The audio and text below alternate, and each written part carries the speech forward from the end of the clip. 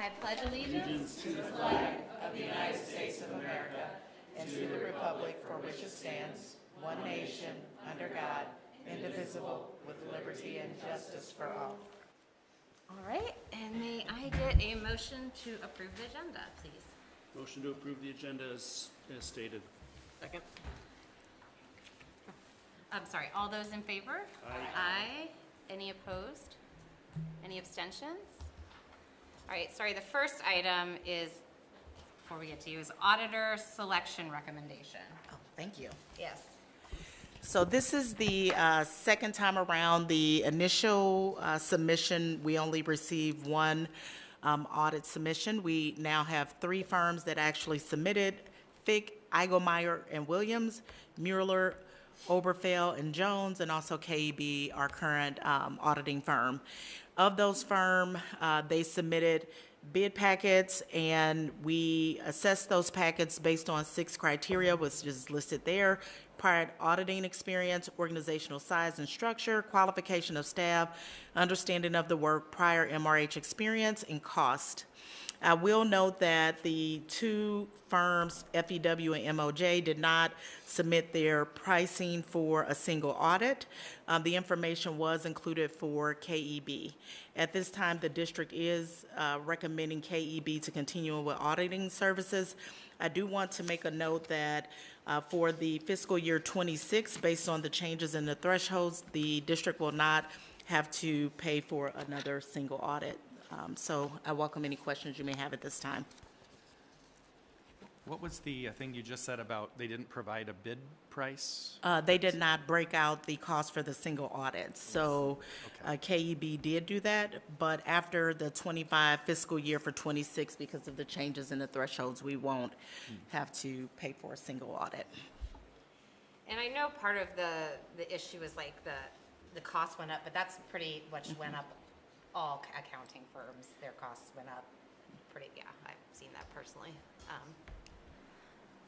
For FEW and MOJ, both of them are shown as having no prior MRH experience. Is that just they've never worked with the district ever, or just not in a certain recent number of years? They have not had any experience, and so with the current bond and some of the other pieces that are coming up, it was critical that we have a auditing service that is familiar with the district. In addition, we did look at prior auditing experience and also the portfolio for each of these auditing the companies who submitted and what their portfolio looked like. So some of them, for example, FEW only had 10% of their portfolio supporting schools, whereas KEB has the largest out of the 3 that actually submitted. Any other questions? Thank you. Item 2 is the MSBA Superintendent Evaluation Tool presentation by Catherine Whitaker and Lisa Nieder. Nieder or Nieder? Nieder. That's right. All right, so my name is Catherine Whitaker Hairston, still trying to switch over. I haven't formally been able to meet all of you. I recognize you from new board member training last year, I'm pretty sure. Yes. I recognized you too. Yes, but I'm sure I've worked with various of you in other arenas as well. But anyway, so I am here to talk about the superintendent evaluation process and answer any of your questions. Lisa and I are going to kind of tag team this because Lisa knows you all very well, and I created this process, and so I feel like us together will be able to do this. The process was created in collaboration with the Missouri Department of Elementary and Secondary Education, myself, and then also the Missouri Association of MASA, the Superintendent Association. So the 3 of us partnered together to create a statewide tool, and so that's what we're going to talk about tonight. So interrupt us literally at any time. This is very casual. We want to make sure this makes sense to you, so we'll just get started. So the first piece of it is the evaluation tool itself. We recommend 4 stages. The first stage is determining indicators, evidence, baseline rating. We're going to talk about each stage in depth later. We have also then stage 2, that's the growth plan. Stage 3 is when you're doing check-ins, and then stage 4 is the actual then big annual evaluation. So we're going to talk about the tool itself first, then we'll talk about the actual process, and then we'll talk about supports that we provide if you all need them, and you may not, which is fine. So the first piece that you all have that we did print for you is part of the process manual. And so that is the timeline that we suggest to do the process. And we have a returning superintendent, that'd be a superintendent that's already in the district. And when we think it makes sense to do each of the stages, every district is different.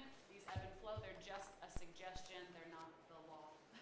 And then the new superintendent cycle, that'd be if you have a new superintendent in your district, we recommend something that's more of an 18-month cycle. But that is very laid out for you. Then within the process manual itself as well, there's stages. It outlines exactly what to do in stage 1, exactly what to do in stage 2, 3, and 4. We explain the purpose, the preparation. It's very clear what you should do before the meeting, and then very clear what should happen in progression throughout the meeting. And we've tried to make each stage just like a simple front and back. So it's very easy to then distribute that one piece of paper to board members before the meeting so everyone knows what to expect moving into the meeting that evening. And we've written it so that a board president can easily lead a board through this whole process. Each stage of the evaluation manual includes, like I said, kind of a step-by-step process.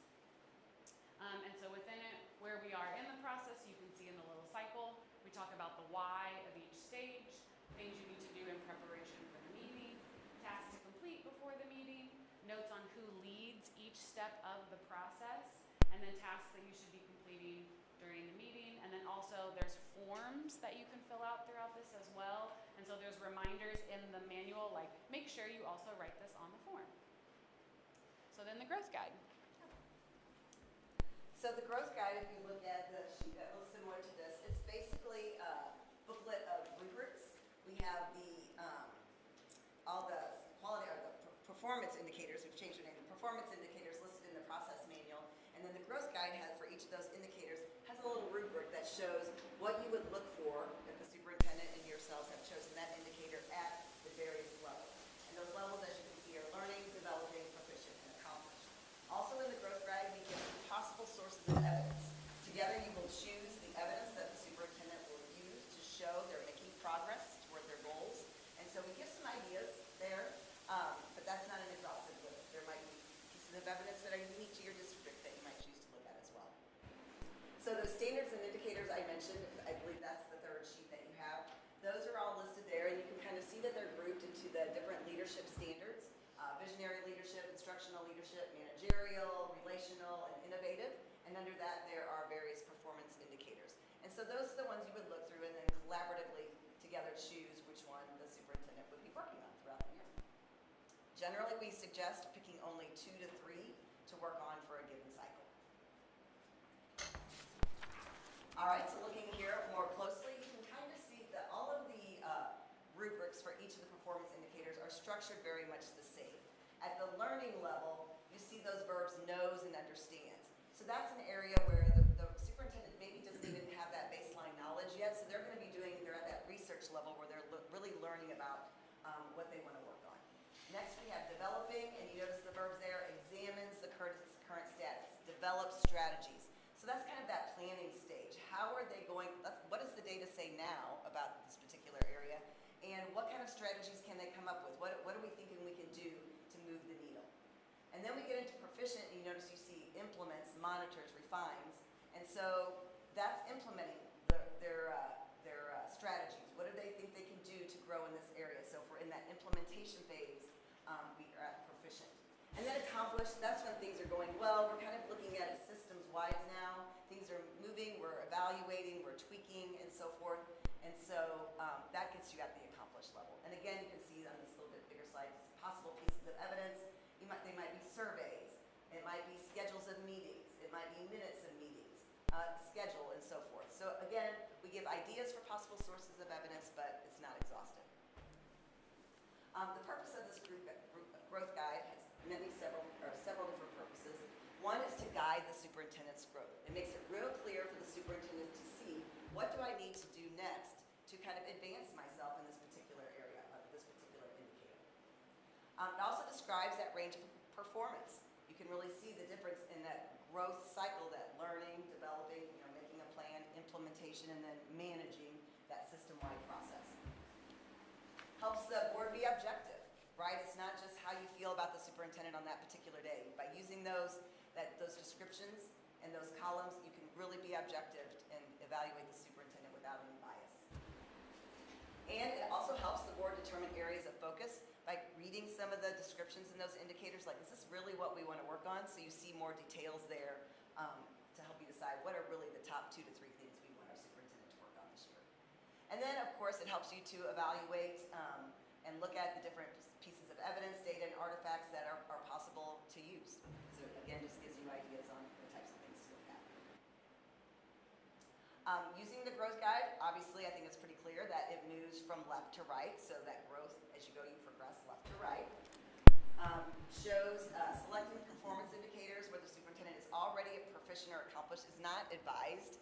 That would be silly, right? The whole purpose of this process is really to support and encourage growth. So if you pick something that the superintendent is already doing well, it's kind of just jumping through hoops. It's a waste of your time.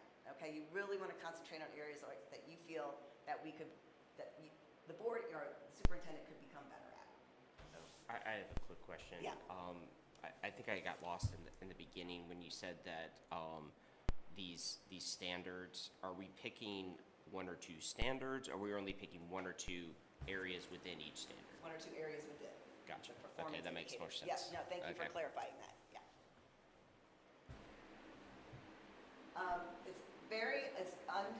It's not uncommon for a superintendent to stay in developing or learning throughout a course of a year, because change takes time. If you've been on the board a while, you know when you implement new programs, you don't see changes, in 2 months. It takes time. So we might not get to that systems management level, all the way over at accomplished. And I think sometimes that's a little bit hard for some people to understand when they're being evaluated. They want to be at the highest rating, right? And that's just not reasonable at this kind of model. So if it takes you the full year to examine the data, really dig into it deep, and develop strategies, but you can see reports that, yeah, we dug into this, and now we're digging to this, and we're working on this plan, but it might take months to even create a plan, depending on how big the issue is you're working on. So we want to make it really clear that the goal isn't necessarily to hit accomplished by the end of the cycle. The idea is to show growth, and we use these categories to help kind of monitor where that's at. All right. Is this me too? Mm-hmm. Okay. So then the form. So I don't think we made a copy of the form, but you can kind of look up at the screen to see the form there. It's all nicely aligned with the steps in the process manual. So you can see those numbers there along the side, 1, 2, 3, 4, 5. Those align with steps in the process manual. So you know when you follow a particular step exactly where you're going to write that information in the table. We have these downloadable in Word, so the boxes will just expand. If you're typing more than what the size allows, it just expands with you. If you're a Google school, you can certainly convert a Word document into a Google Doc for your convenience. So that makes it easy for you all as well.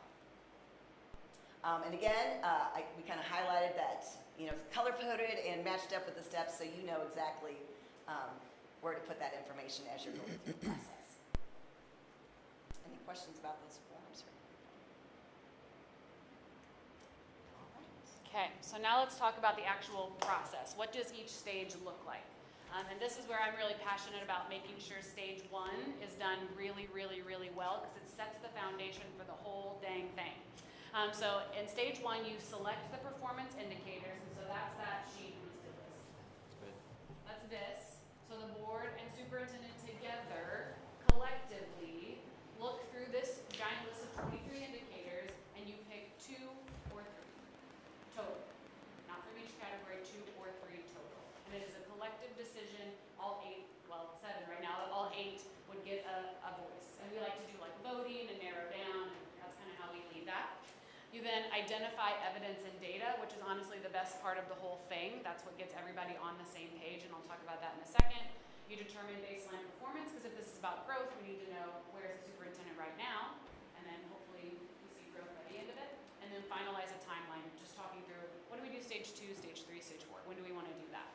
So when you select, 1 to 3 indicators sometimes, especially if it's a new superintendent, sometimes we're like, let's just do 1. The board and superintendent, like I said, collaboratively select these indicators. The performance indicators should clearly impact student learning and student success, allow the superintendent the opportunity to learn and grow in knowledge and skills. Again, don't pick something they're already really, really good at.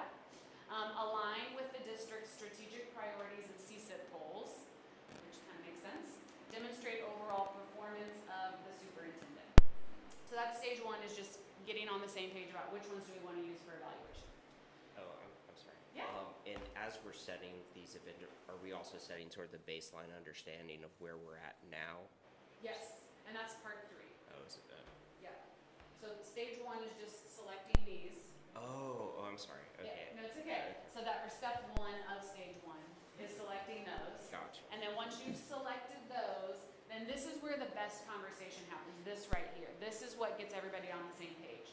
So you have to identify and figure out what evidence do we need to see from our superintendent to show growth, okay? And what I tell boards, and I force boards to do whenever we do this with them, is I make them make a huge list. Like, so if this is the performance indicator, promotes a culture of continuous professional learning. What are all the possible pieces of evidence that you would want to see from the superintendent to show growth? But then guess what? You got to narrow it down. So the evidence, you know, you could have a list of 30, but I'm going to force you to pick what are your top 2 or 3 pieces of evidence that you need to see from the superintendent. It's got to be so clear for them exactly what the board wants. And these conversations, like the conversations narrowing down the evidence, is truly the best. That is the best part of the whole thing. Everyone is on the same page. It's then so clear to every board member what's expected and to the superintendent what's expected. And then we determine the baseline performance. So I like to do this the third piece of it all because I think doing the evidence really gets everybody on the same page. And then this part goes quick. They're like, oh yeah, for sure developing. I always ask the superintendent, where do you think you are right now? And you can take that into consideration, obviously. So they would share, I think I'm developing because of this, this, and this. But then the board ultimately gets to decide where they think the superintendent is at the beginning of the process. Okay, so that's the third step in stage 1. And then the fourth step in stage 1 is then just deciding when do we want to do the other stages and kind of getting those on the calendar so everybody knows. Yes? Just going back to one of your questions, you said the board decides where the baseline, is that based on like previous data or how is that It can developed? be. Yeah, Okay. so that's kind of up to, and so that's why this can be as strict as the board and superintendent want this to be, or this can be as, you know, comfortable as the board and superintendent want it to be. So it can be based on evidence that the superintendent provides. Absolutely, yes. And I guess my concern here, in general, is that I am concerned that if I pick an indicator or a artifact or whatever that's supposed to show me improvement, or how do I know that that is the right like artifact to actually show that? Exactly the best piece of evidence to show that. I mean, I don't want to assume anything, but you know, obviously we would ask for input from Dr. Jameson about that. But I know that a lot of us also have our own ideas of what we think would be a good indicator. Is there like a place that like a national standard for like I mean, do you understand what I'm saying? Like a sort of a gold standard for if I'm looking for this type of improvement in this area, I would look at specifically these types of documents. And I think that's where we have those possible sources of evidence to kind of generate those ideas. But I guess what I'm saying, even within that, like a place where, you know, if it just says professional development plan, like how do I know if it's a good professional development plan versus a non-good professional development plan? I see what you're saying. I don't know. No one's ever asked that before. Sorry. No, it's okay. Don't apologize for asking. Good question, John. Or any question, really. Don't I apologize think for when you asking. see the list, sometimes things naturally make sense. You know, when you're talking about promoting a culture of continuous learning, I would think teacher surveys might be, you know, like how do our teachers, what's our participation rates on PD days? You know, I think when you generate a list both with the superintendent and looking at our possible sources, I think hearing from your superintendent on things going on, that would make more sense. Thinking, because it'd be it's going to be a lengthy conversation, I think, Yeah. and it's going to take a lot of Right. talking This through is yeah. together to figure out, okay, because you can tell many of us are not educators, so we're not familiar with. Right. I think that's probably where Josh is coming from. Like, I don't know what. Yeah, I wouldn't yeah, even know you where know, to like, I start. don't know. Surveys or, you know. But yeah, so through a good conversation with everyone. Yeah, but that's why it's so collaborative, and it's then also really helpful, especially during a stage 1, to have an outside person come and help you all drum up ideas and think about, well, is this really going to show you what you want? Is this even feasible? Like I've had districts say, well, we want this survey data, and I'll look to the superintendent, I'm like, can you even get that done in 6 months, like what they're asking? And they're like, no, and I'm like, okay, board, like, we need to think about maybe something You'll else. facilitate for us. For sure, Oh, yeah. okay. That We've was- created it, okay. we have created this so that you can do this and we don't have to come in, like, that was the ultimate goal. But if you want help, we can totally help. Always take help, especially Yeah. first time around, Yeah, Yeah, okay. yeah. I mean, So- it's not just my choice, but yeah. Okay. Okay. Can I keep going? Yeah, sorry. Okay, sorry. no, you're totally fine. And so then we would figure out kind of a timeline. When are we going to do stage 2? When are we going to do stage 3? And then when are we going to do stage 4? Okay? And then so, like I said, we kind of provide a time window where we think it makes sense to do each stage, but every district is a little bit different. And so you need to do what works best for you all. But establishing that timeline early really allows for advanced planning on everybody's part. And again, eliminates the surprises issue that sometimes arises. And then just like I said, the stage 1 steps match the stage 1 form, and it tells you in step 1, note the date and meeting participants on the superintendent evaluation form. So then you go to 1 on the evaluation form, and that's where that information would go. So it tracks really nicely.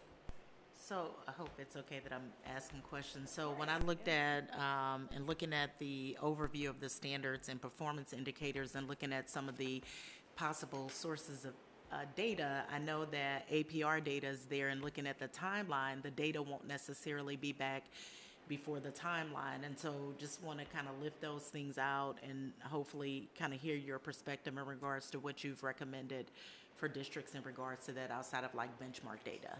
Yeah, so we've had lots of that's been a topic of conversation, that it's like APR data, that's an autopsy report, or we won't get it in time, or all of those things. So benchmark data is, the internal benchmark data is then kind of the solution to that. And sadly, there's not a great solution to that just because of how district accreditation goes in the state of Missouri. I don't know if you've had any other. We've talked to districts about thinking even long-term, like, okay, we might keep this goal for multiple years, so we're going to put APR data, we're not going to use that in this cycle, or we're going to list it because if we carry this goal forward the following year, that's something that we could look at in terms of how those improvements occur. All right, stage 2. All right, stage 2. Stage 2 is quite simple. Once you've decided on the quality indicators and the evidence, the superintendent's going to sit down and think about, okay, what's my growth plan going to be? How am I going to show improvement on these quality or performance indicators? Looking at the rubric, okay, do I need to do learning? Do I need, that I'm at developing, so I need to create a plan. So they will dig in, create a plan, and think of probably a course of action, or maybe it's some kind of program. But anyway, whatever they need to develop to advance in those goals. And so they'll write that all up and present it to you. You guys have already given your input on the quality indicators, so this is not something that you provide input on. This is their plan. That's their job to decide how they're going to meet the goals that collaboratively you've agreed on.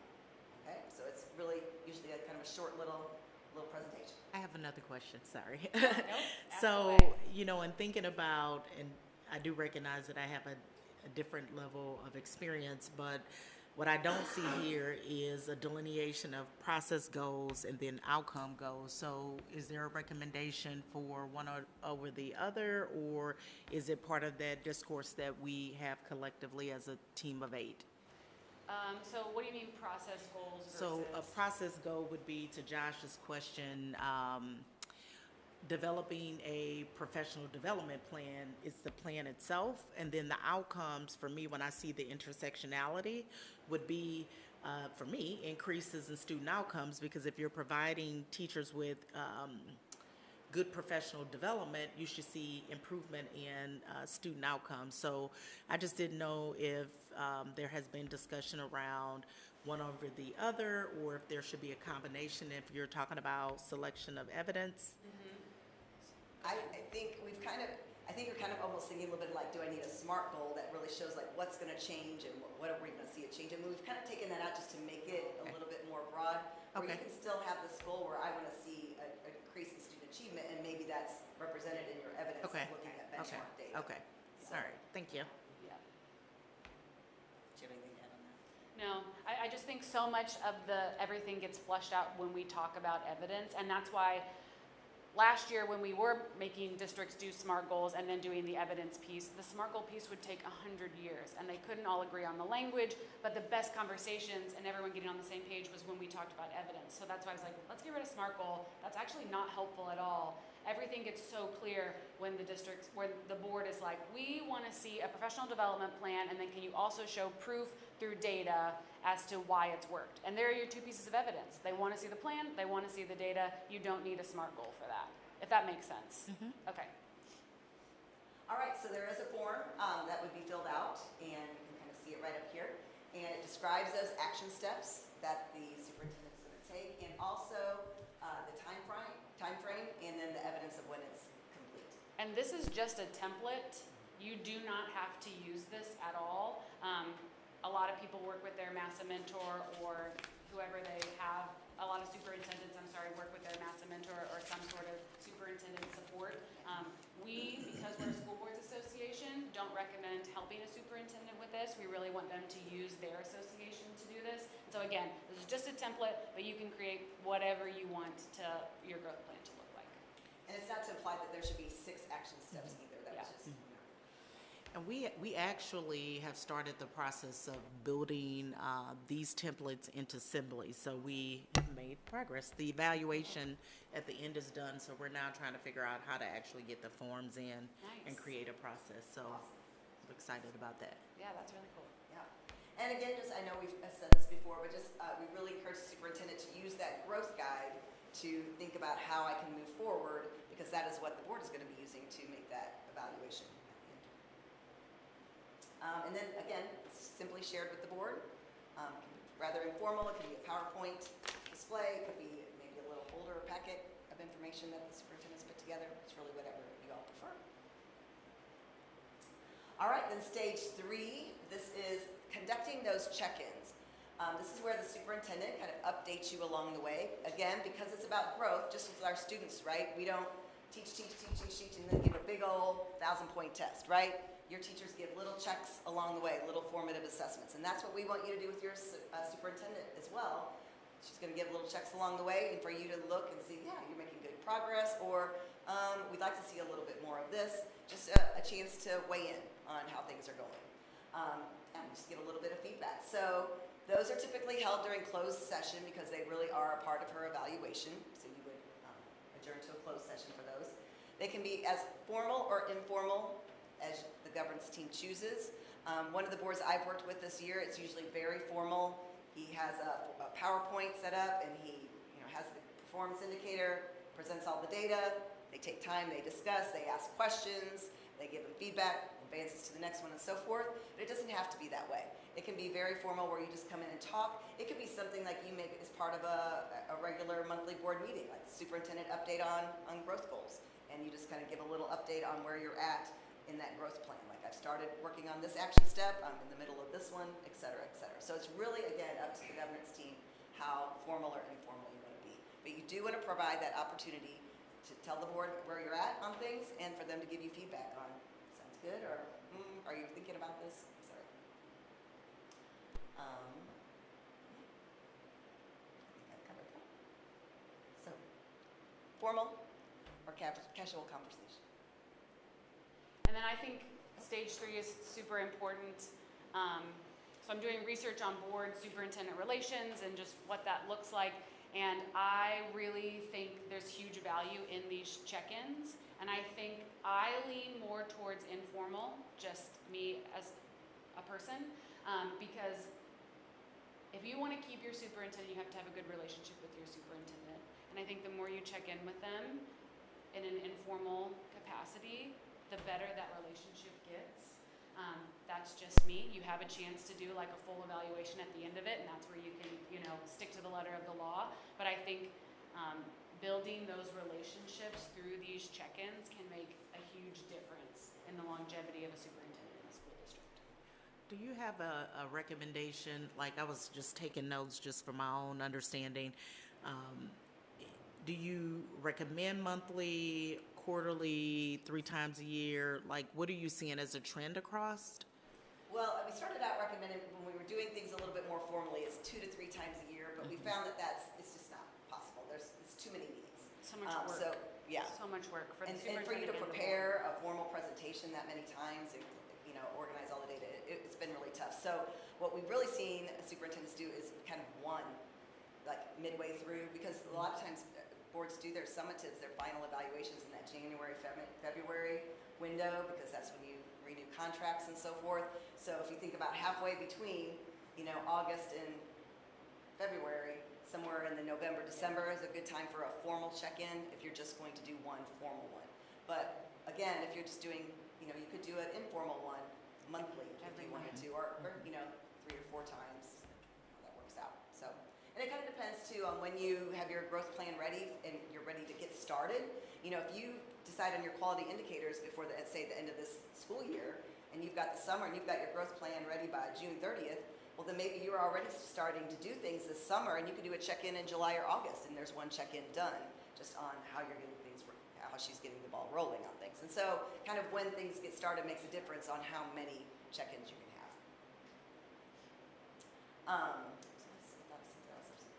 Some districts like to actually collaborate and give a rating, like using the rubric for each performance indicator at those check-ins.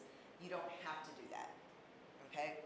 Can just be more casual, but it's something you can do if you want to.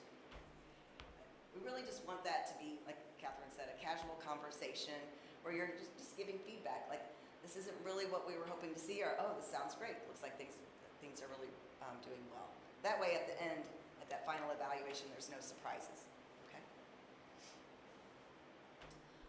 Again, there's the stage 3 steps and forms, so you can see that form is pretty much just an open space to describe a summary of the discussion of what went on there. So you have the record. All right, stage 4, a wrap up. So stage 4 has kind of 4 steps in it as well. The first is the superintendent would present some sort of final update. Most do like a presentation. Some just put things in like a big binder and go through it. That's completely up to you all. There's no right or wrong way as long as the governance team is comfortable with that. The board then determines final ratings for the superintendent, and then I force you all to give collective feedback. You're not allowed to write 7 different statements and then I'll put it into multi-page thing and give it to the superintendent. We have to collectively create statements together. And then you would do a contract decision based on the evaluation is what we recommend, and then begin planning for the next evaluation cycle. So the final evaluation is held in closed session. This can take place 1 or 2 meetings. If we come and facilitate, I've knocked it out in 1 meeting, gotten the whole thing done. If a board president's leading it, I think it's harder to do it in 1 meeting, and sometimes it might be better over 2.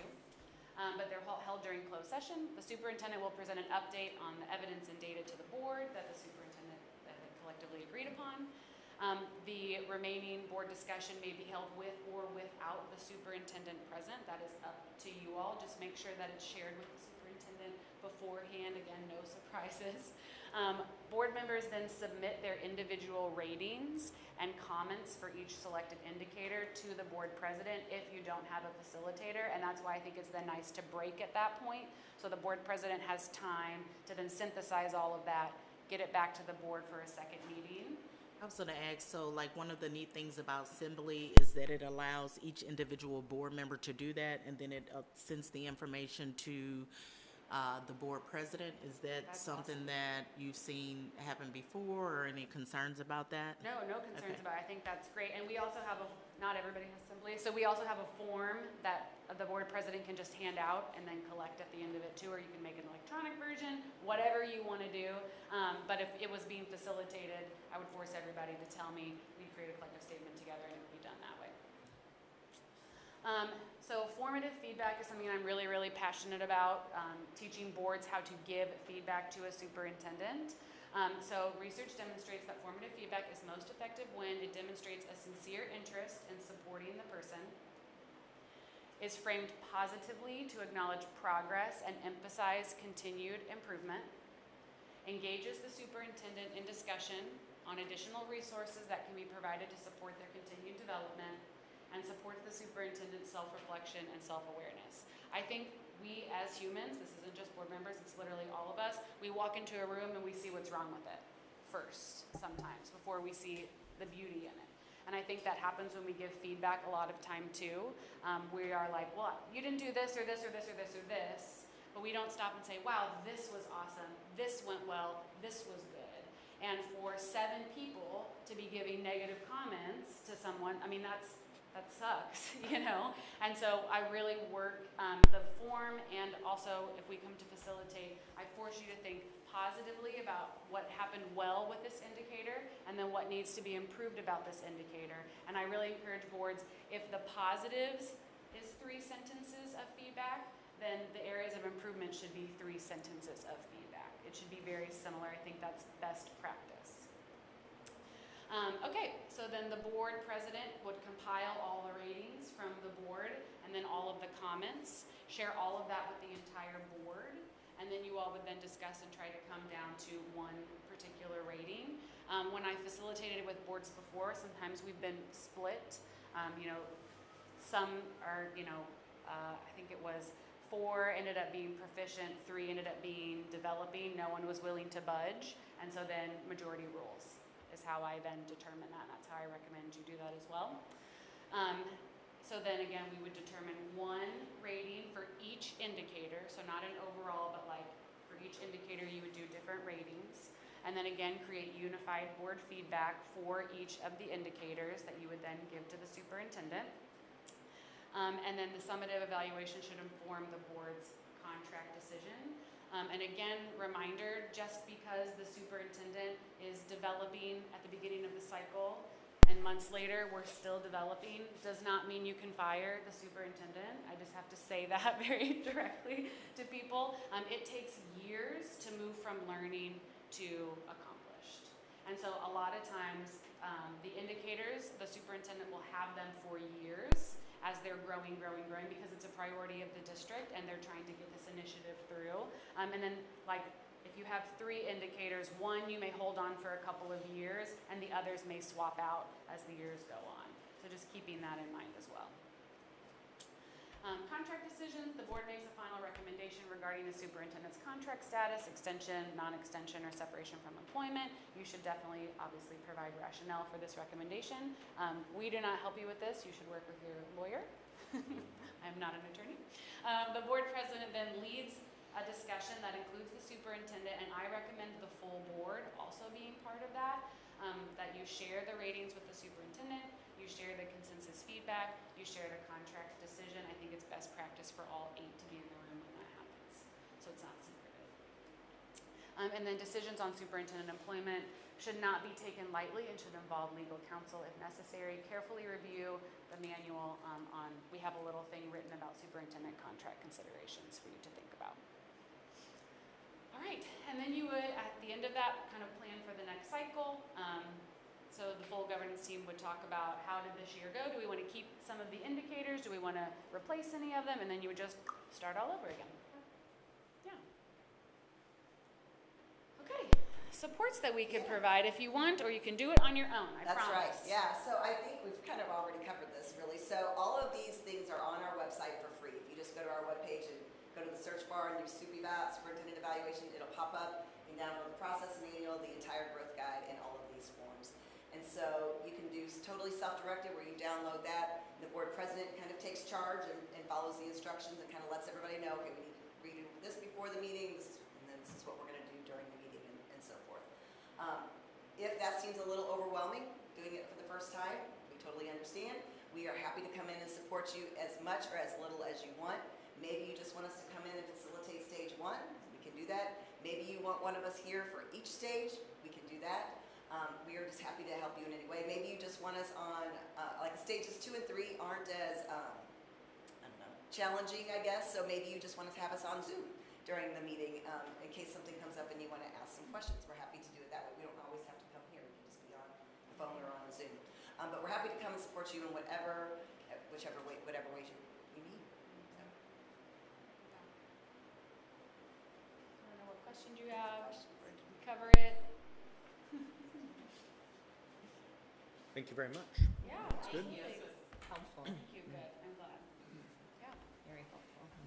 okay. Oh, that's yours. Yep.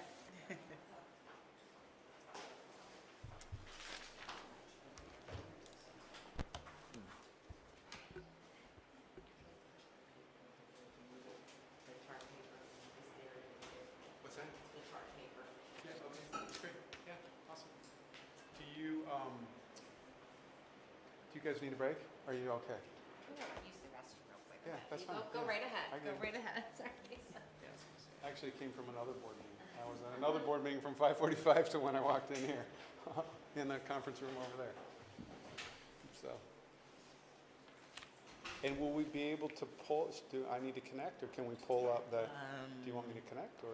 Yeah, do you want to drive, you can? Do you have Doesn't- your computer? It doesn't matter. I have it. If Yep. you want.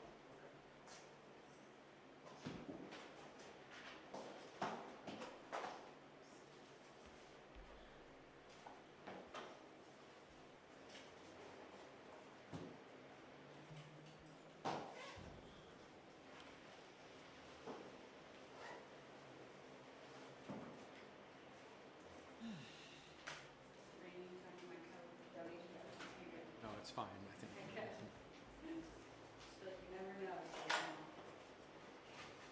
So where am I connecting over here? Oh.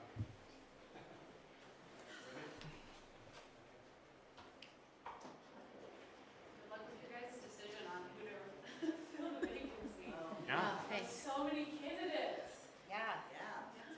It's exciting. it is exciting. People care. That's Yeah, it's not a bad problem to have. Right. Thank you. guys. Drive safe.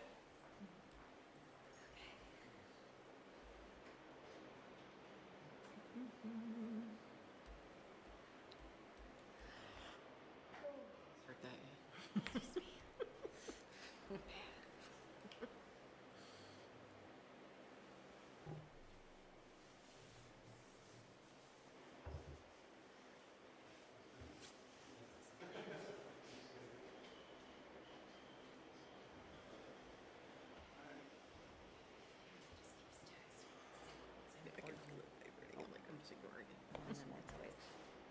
Just make sure it works. Change the name.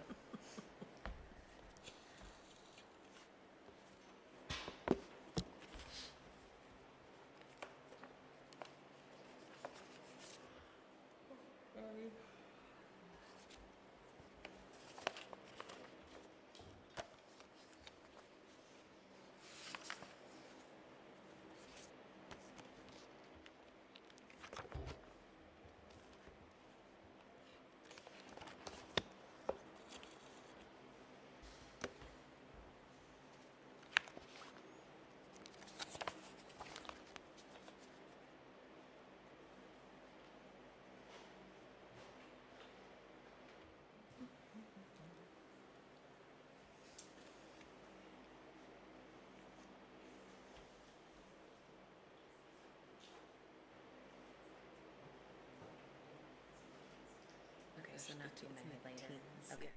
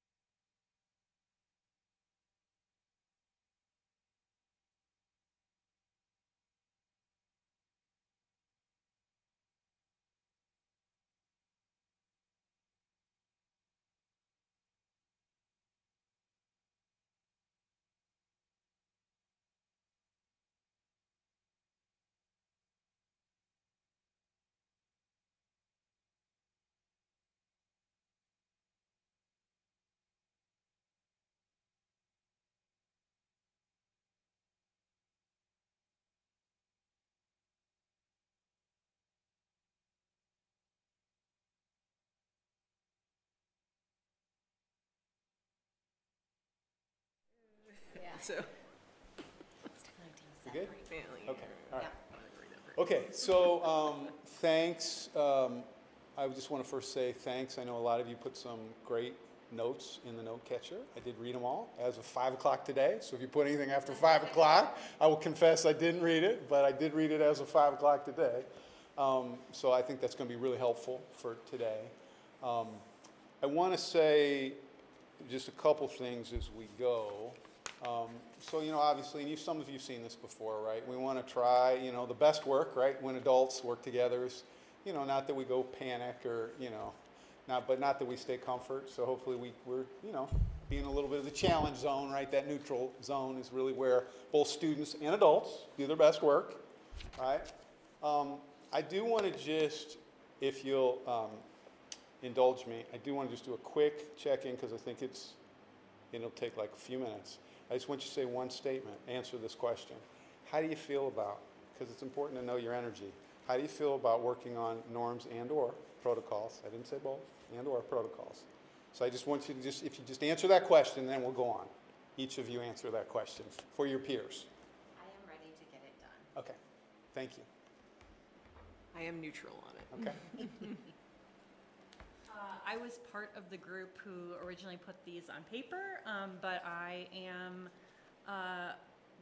acknowledging that this is a different board and we need what works for us. So I'm looking forward to figuring out what that is. great, thank you.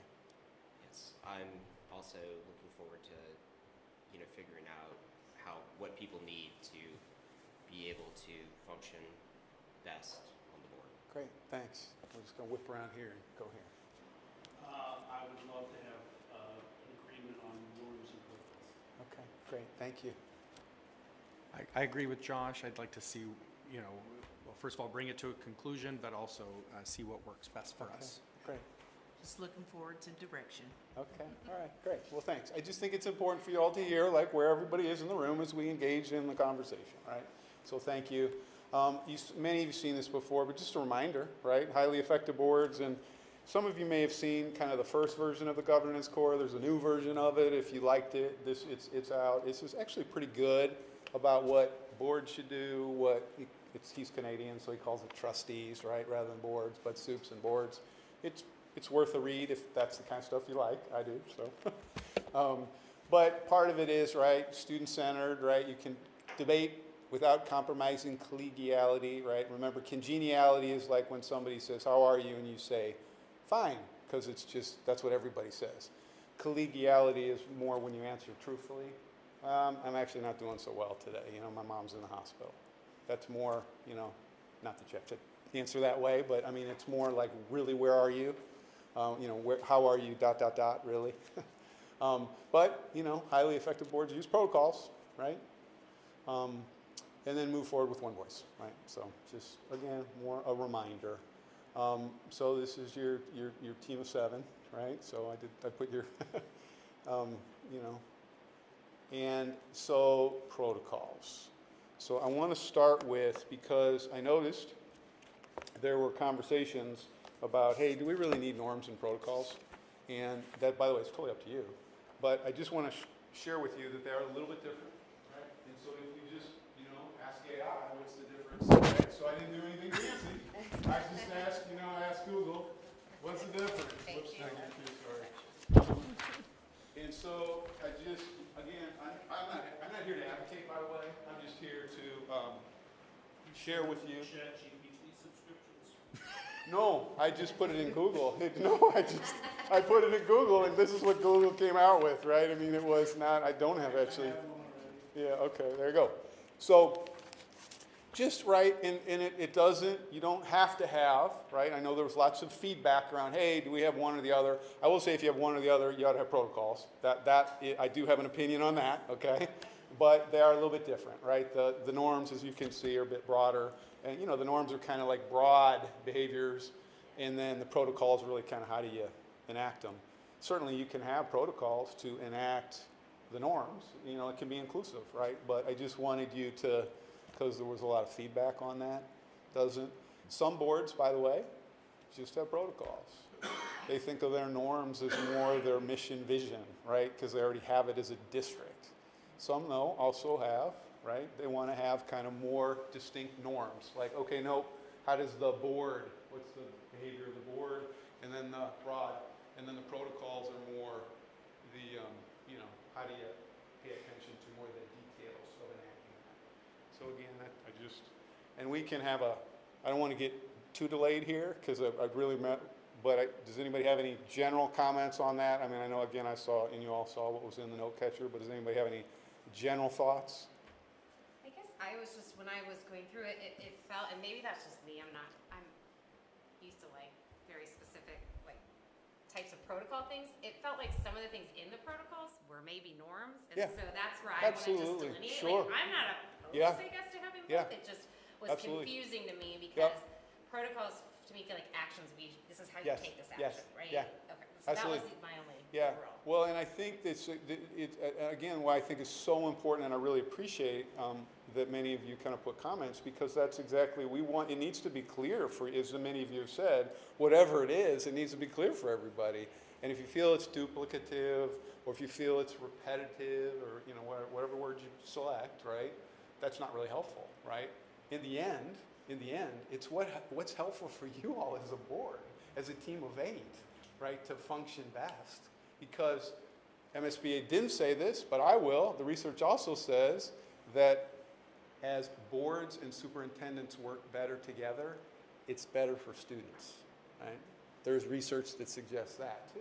So, you want to have, you don't have to be an award-winning, the highest functioning ever board, but you want to be a high-functioning board, right?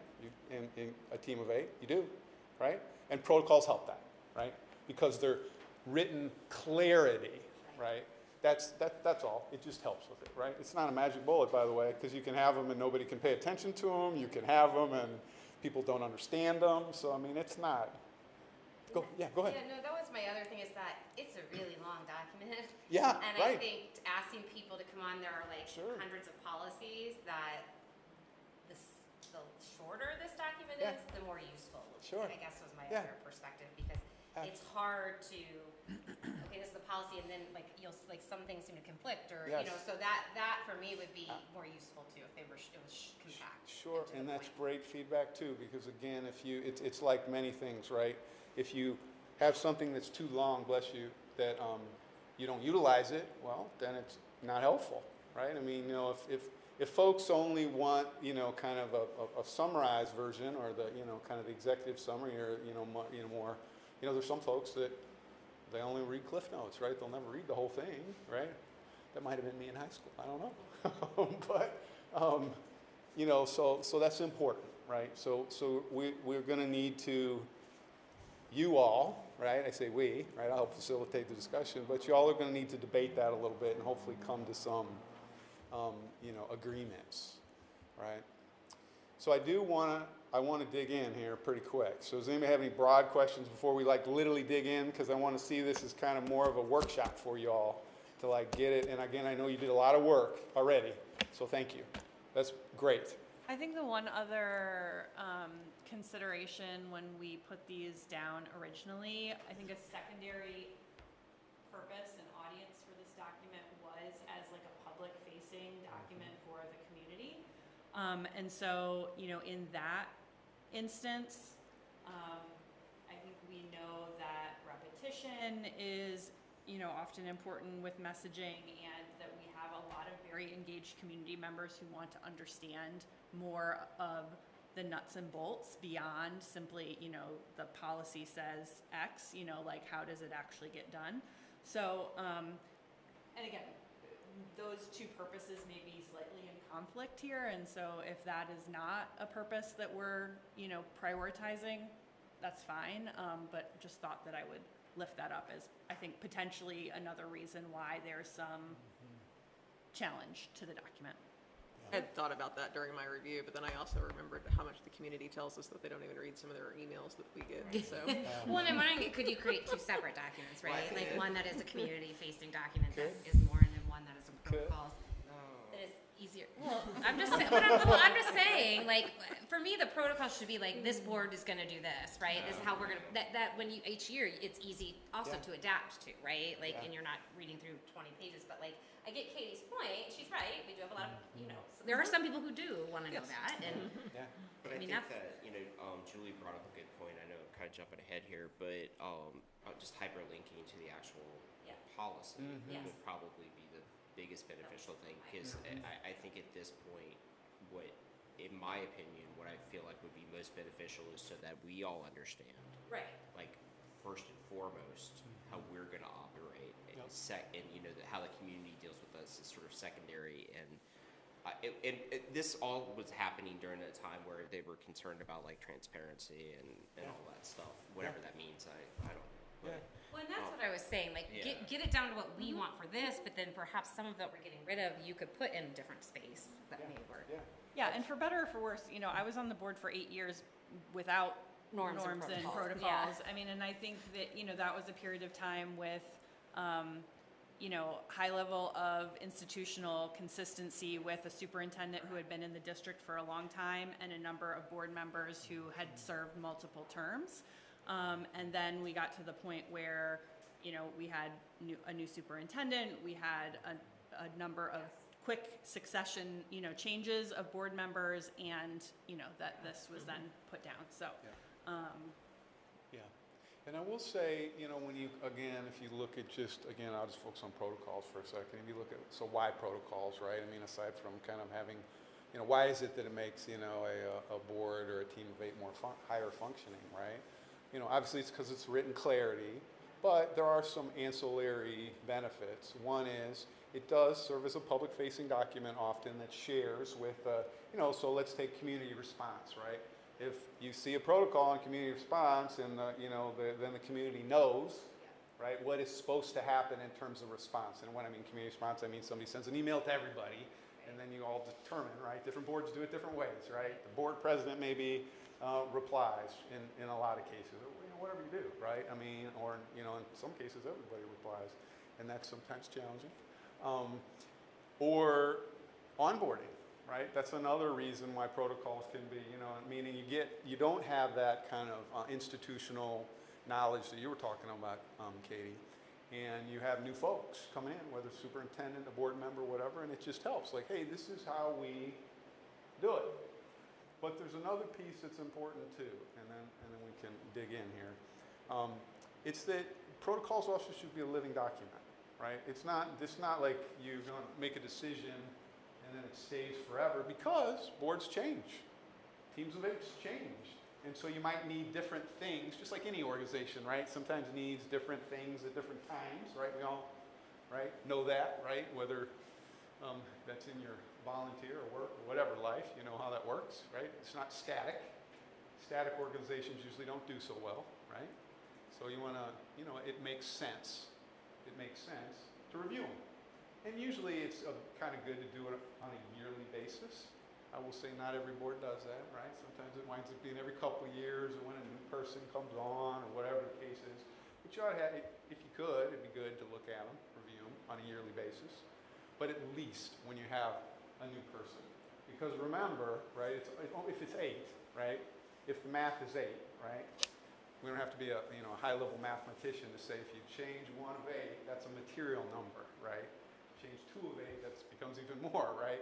So even 1 of 8 is a material change, and so you should at least review them with a change. We decided to put it on our perpetual, like in that's May, great. so That's you great. have some time for. No, that's perfect. Yeah. That's perfect. That's a good idea, right?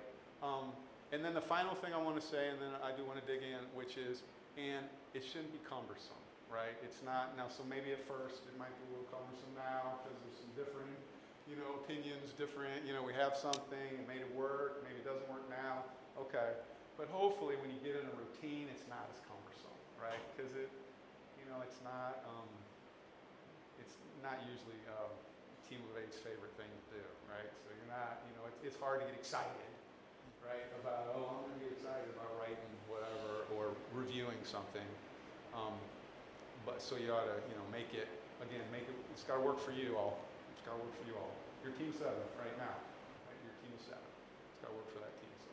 Okay? All right, All right, any final thoughts before we dig in? Because I do want to dig in. You don't want to get to work.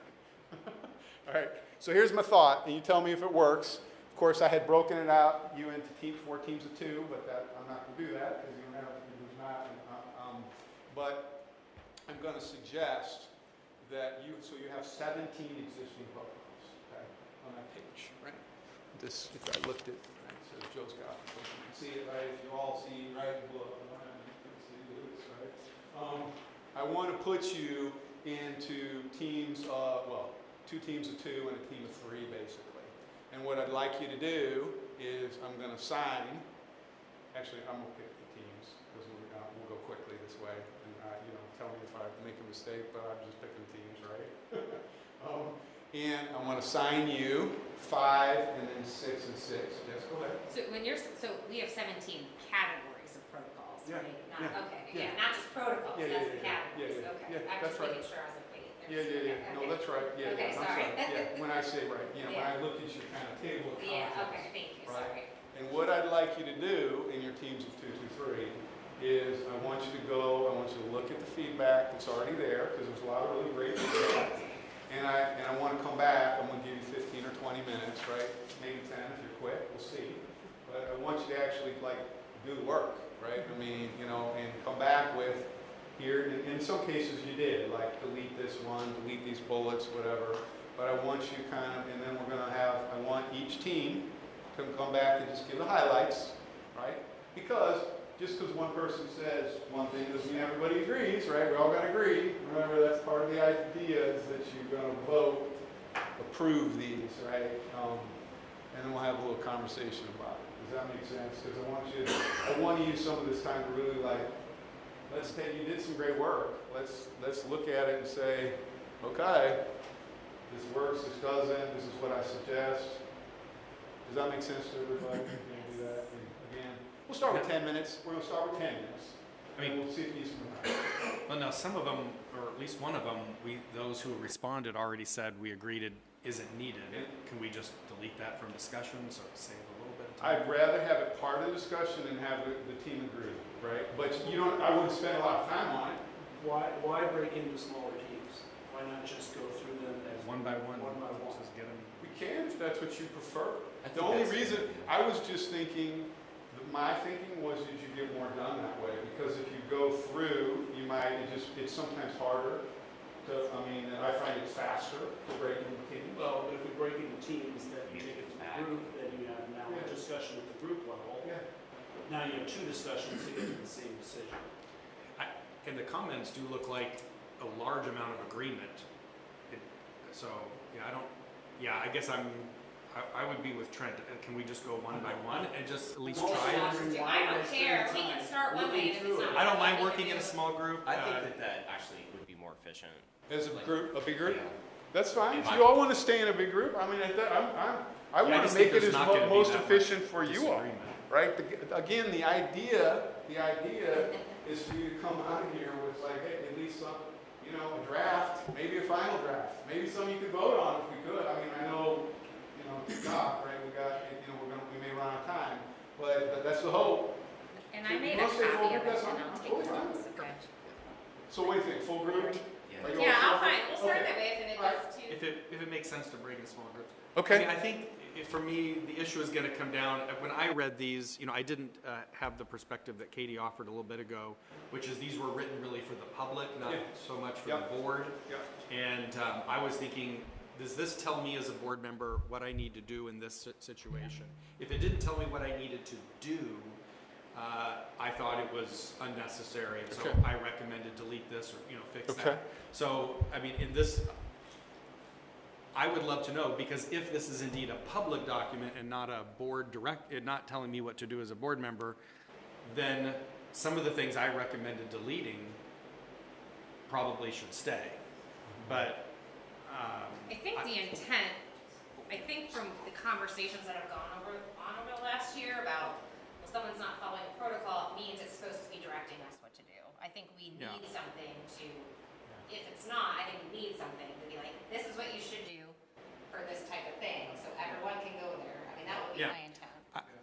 that's how I naturally read it, and it Okay. seems like what it's about. But I do want to acknowledge that, Yeah, you know, no, to the right. extent the public wants to know more Yeah. about why things are the way they are. I mean, I could see a rationale statement that might go with the protocols, but not, that tries to capture what Katie was saying they did.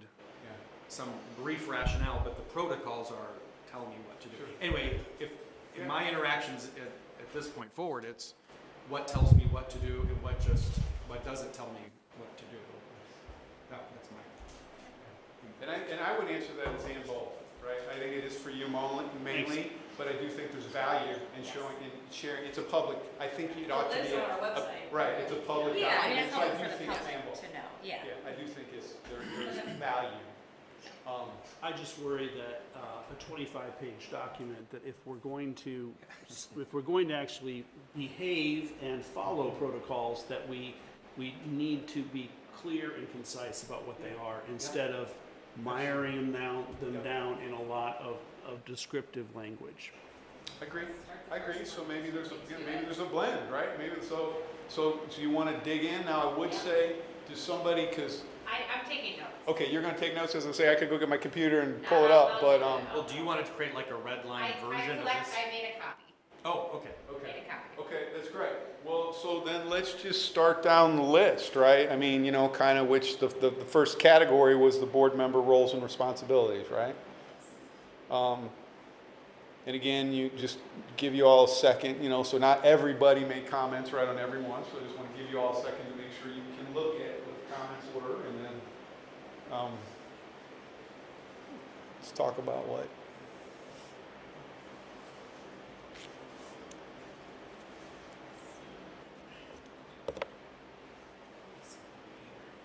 So for me, I think some of these, I was fine, like, this seems like a very specific, like, here's your role, right? And so for me, I was fine with like keeping the last two and then like maybe adding one that links the board policy about the board's role. And then some of these other ones, I think are in other sections, like, or should go in another section if you want to keep them. Like speaking with one voice, I think there's a later section about communication with the superintendent, right? I mean, that was just sort of how I read some of these. And some maybe repetitive enough in the policy, but. Other thoughts? Well, I think that, to Trent's point, that if we are going to keep with one voice in there, then it needs to be clear that that's after, I mean, it does say after consensus or discussion or whatever, but I think that there should be something in there about we value different opinions or something, or you know, that we all have a say. I mean, I personally think that it isn't really that much. This stuff isn't necessary. I'm fine with just getting rid of it and, you know, making it more succinct. Well, I think there is a section that says board interactions and behavioral. No, I know. So we could move, like if one of Or them. if at all, then I mean, I just Yeah. don't. I mean, maybe it's superfluous if we are just kind of, you know, getting rid of the forward view, or I mean, the, you know, like the minutia of it. So I guess the question is, of the first 1, 2, 3, 4, 5, 6, first 6, is there anyone in particular people think should be in this section and not deleted?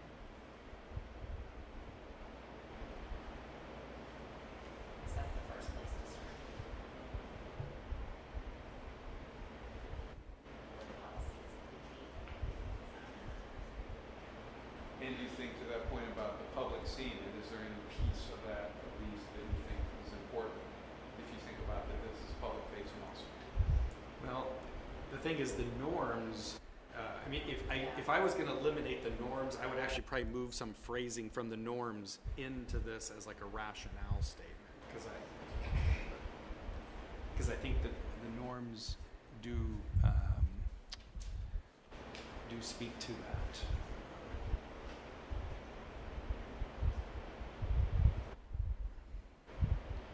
As a board, we lead as a united team with the superintendent, each in their respective roles with strong collaboration and mutual trust. Like that sentence from the norms could go as the rationale. Well, I guess that almost, yeah, or it seems to make sense, like, to leave there, Yeah, or, Like, we have that stuff, I would almost be like, Yeah. moving stuff from this into that, if Yeah. we're gonna keep that, and then, then keep it, yeah, that you makes know, sense to and me. I would go the other way, I guess. Exactly. Yeah, so then, Yeah. then if you delete 1 through 6, knowing that the norms are there, that makes sense to me. And I think some, like, one voice, like, I think that's, like, to Josh's point, I think there's another section that goes in, so, I'm gonna. And where would you link in policy BBA, the powers and duties of the school board? So I think you'd have to add a new bullet point. Yeah. Yeah. That would be my.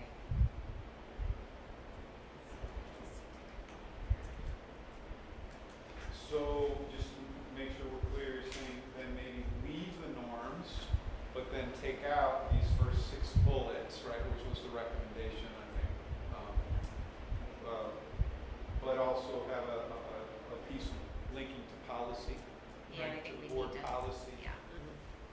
Add another bullet point. Yeah, Yeah, I that would. would link the policy, yes.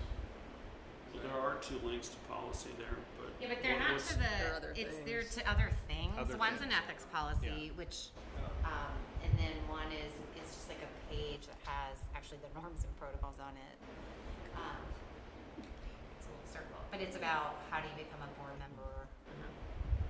Do you want, like, Should, Katie or one of us to add it here on the document we're all looking at, or are you gonna add it to I your? have a copy. Would- You're would gonna you add want it me to- there? Okay. Yeah, I mean, I put a thing, add. I didn't know if you needed us to insert Well, it. so I guess my question is, should this first, now the first bullet point, should that almost be the link to the policy instead? Because when I click on that link, so it's how do I become a board member? No, but I know, but like, why is, that seems weird to link it back to itself, so I figured the point was to link the other stuff on that page. There, I think it was, supposed to link to the actual document that's there, that's like the MSBA roles and responsibilities document, but it's on MRH letterhead. So you think the link is wrong, Katie? oh, yeah, see, it's not clear it's a link, I see. Okay, so maybe we just need to change that Change the link. Yeah. Okay, so let me note that.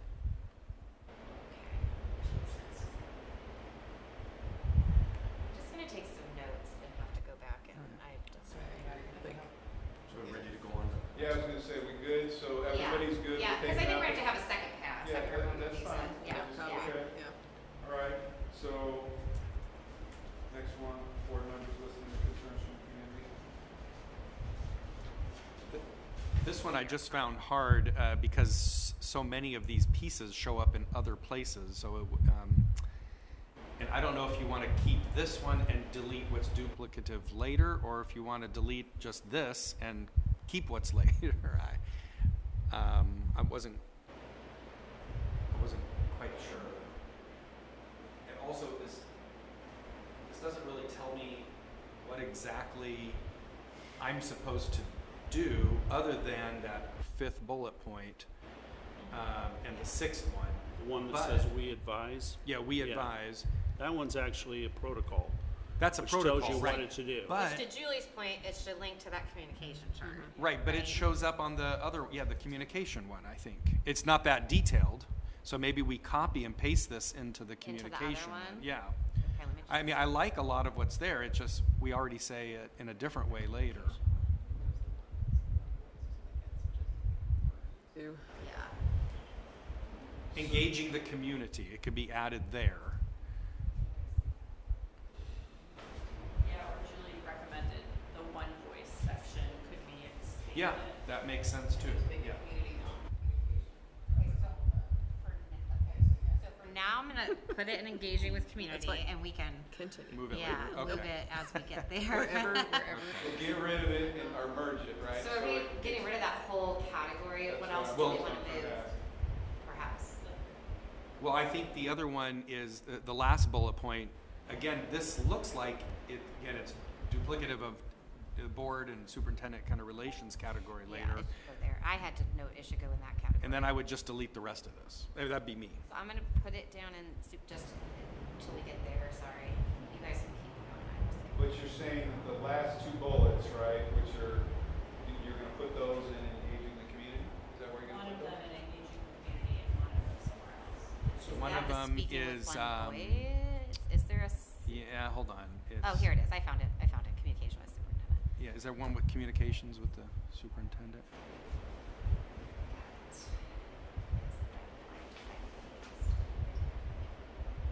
Yeah, the communication with superintendent, there's also Yeah. speaking with Okay, and then one I'll voice. get rid of the rest. Yeah, it could go in one of our, we'll have to just pick one, but yeah, it makes.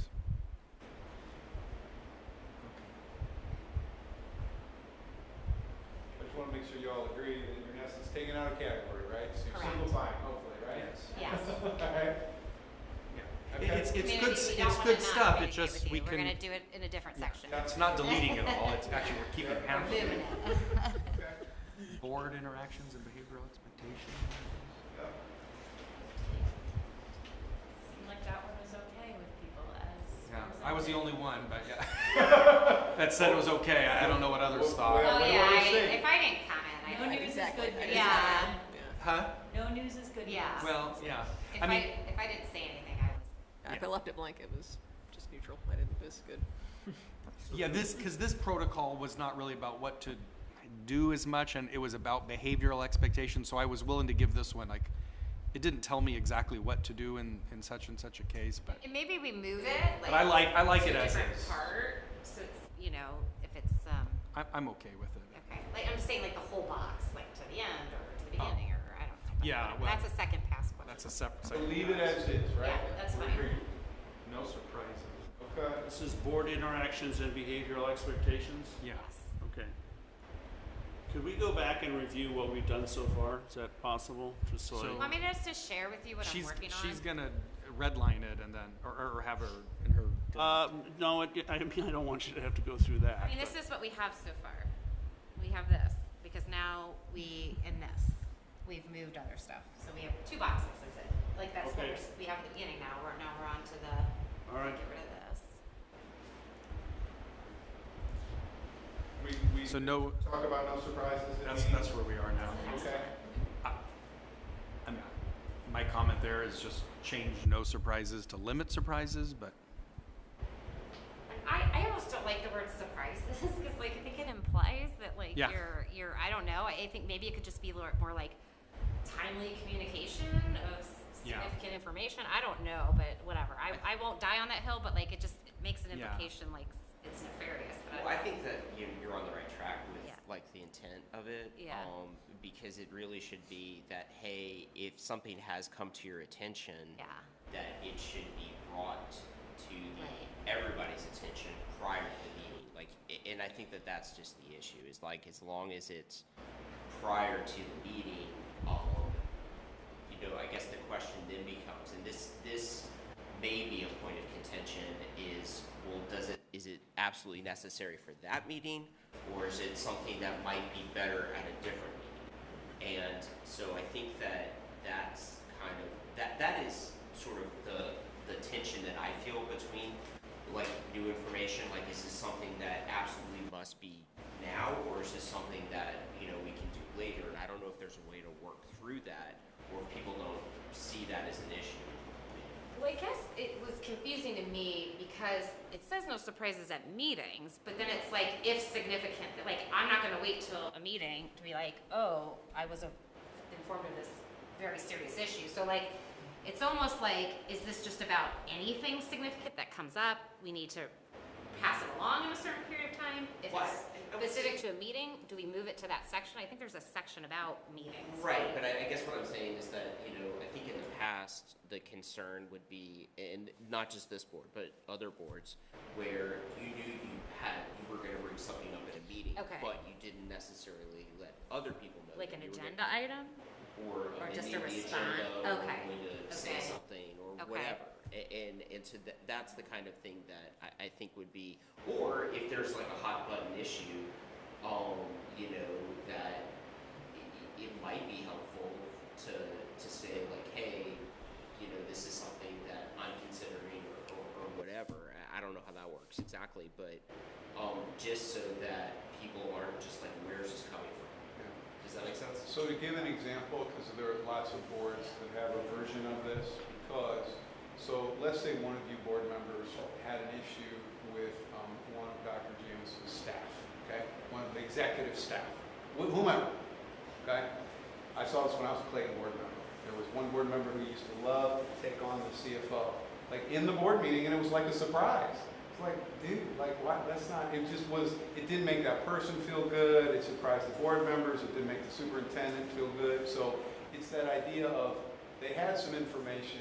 They knew it was going to be kind of difficult, and they purposely held it, intentionally held it, for it to be like a gotcha. And it was always about the budget, and it was always not pleasant. So I So guess. that's the Yeah, intent. so it's an intentionality thing. Yeah. That's how I interpret it too. Yeah. It's basically you don't want shocks Yeah. in a Okay. meeting. Yeah, that's So- right. And Could so That's you tell people, I want to discuss this, or I have a question about this, or I'm going to be asking a question about this, to inform everyone that this is going to come up in the public setting, so be Right. prepared.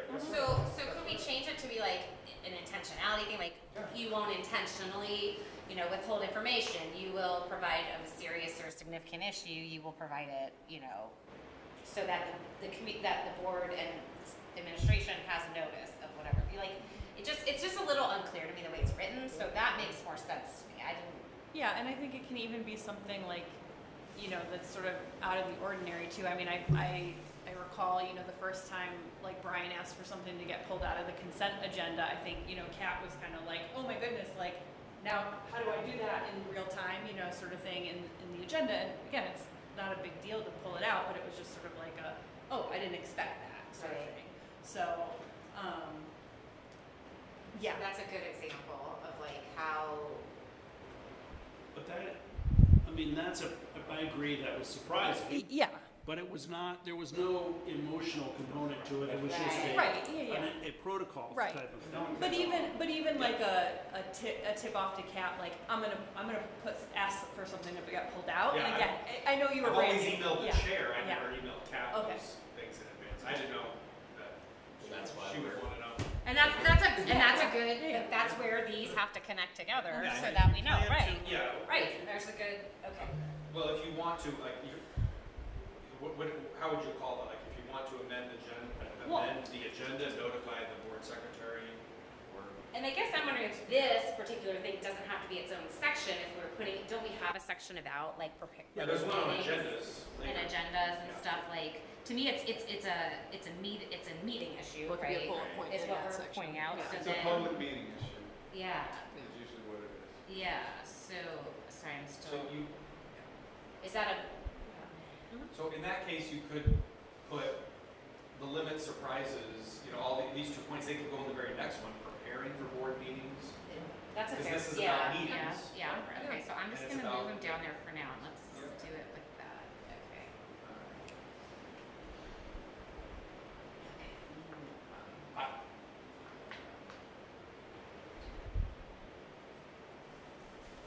If you add them to the bottom of preparing for board meetings, I mean, Then we can go through you them. go through the other ones.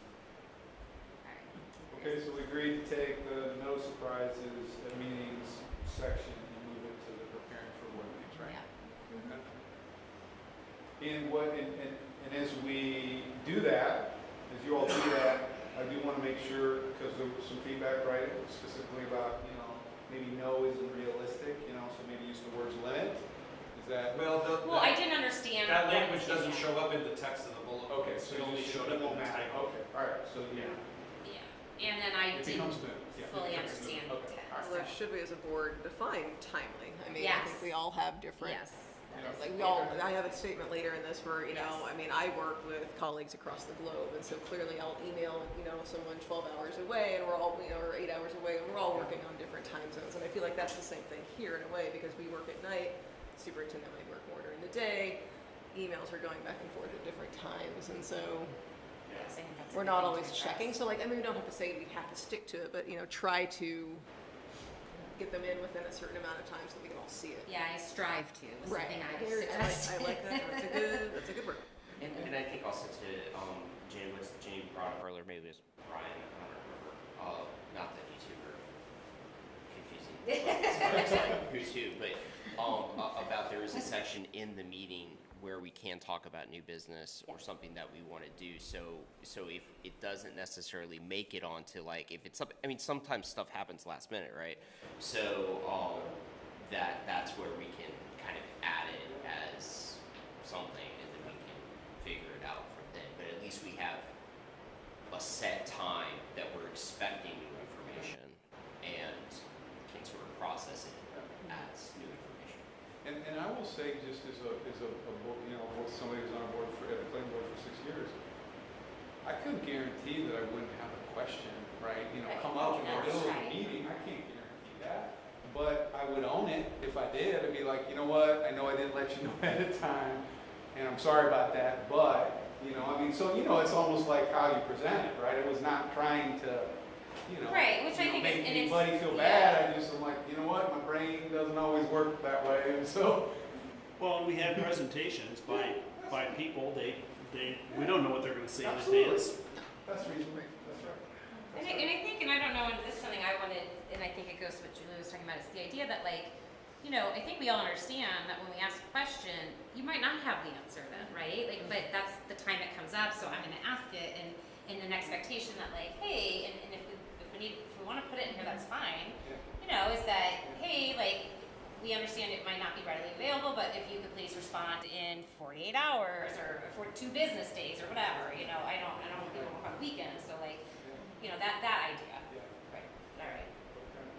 Well, so on the preparing for board meetings then, Well, I would eliminate 4, 5, and 6. 4 repeats what's in 3. I mean, almost. I had to combine or prior section language. so the last 3 bullets. Yeah, and I mean, and the 6th one kind of, I mean, also it's 3 kind of captures already what's in 4, 5, and 6. I don't know if you might add to 3 with some language. I just don't know why 4, 5, and 6 would be. Especially because we moved in the surprises thing and Yeah, that was we saying, limited- because think that also is speaking to timing. That's true.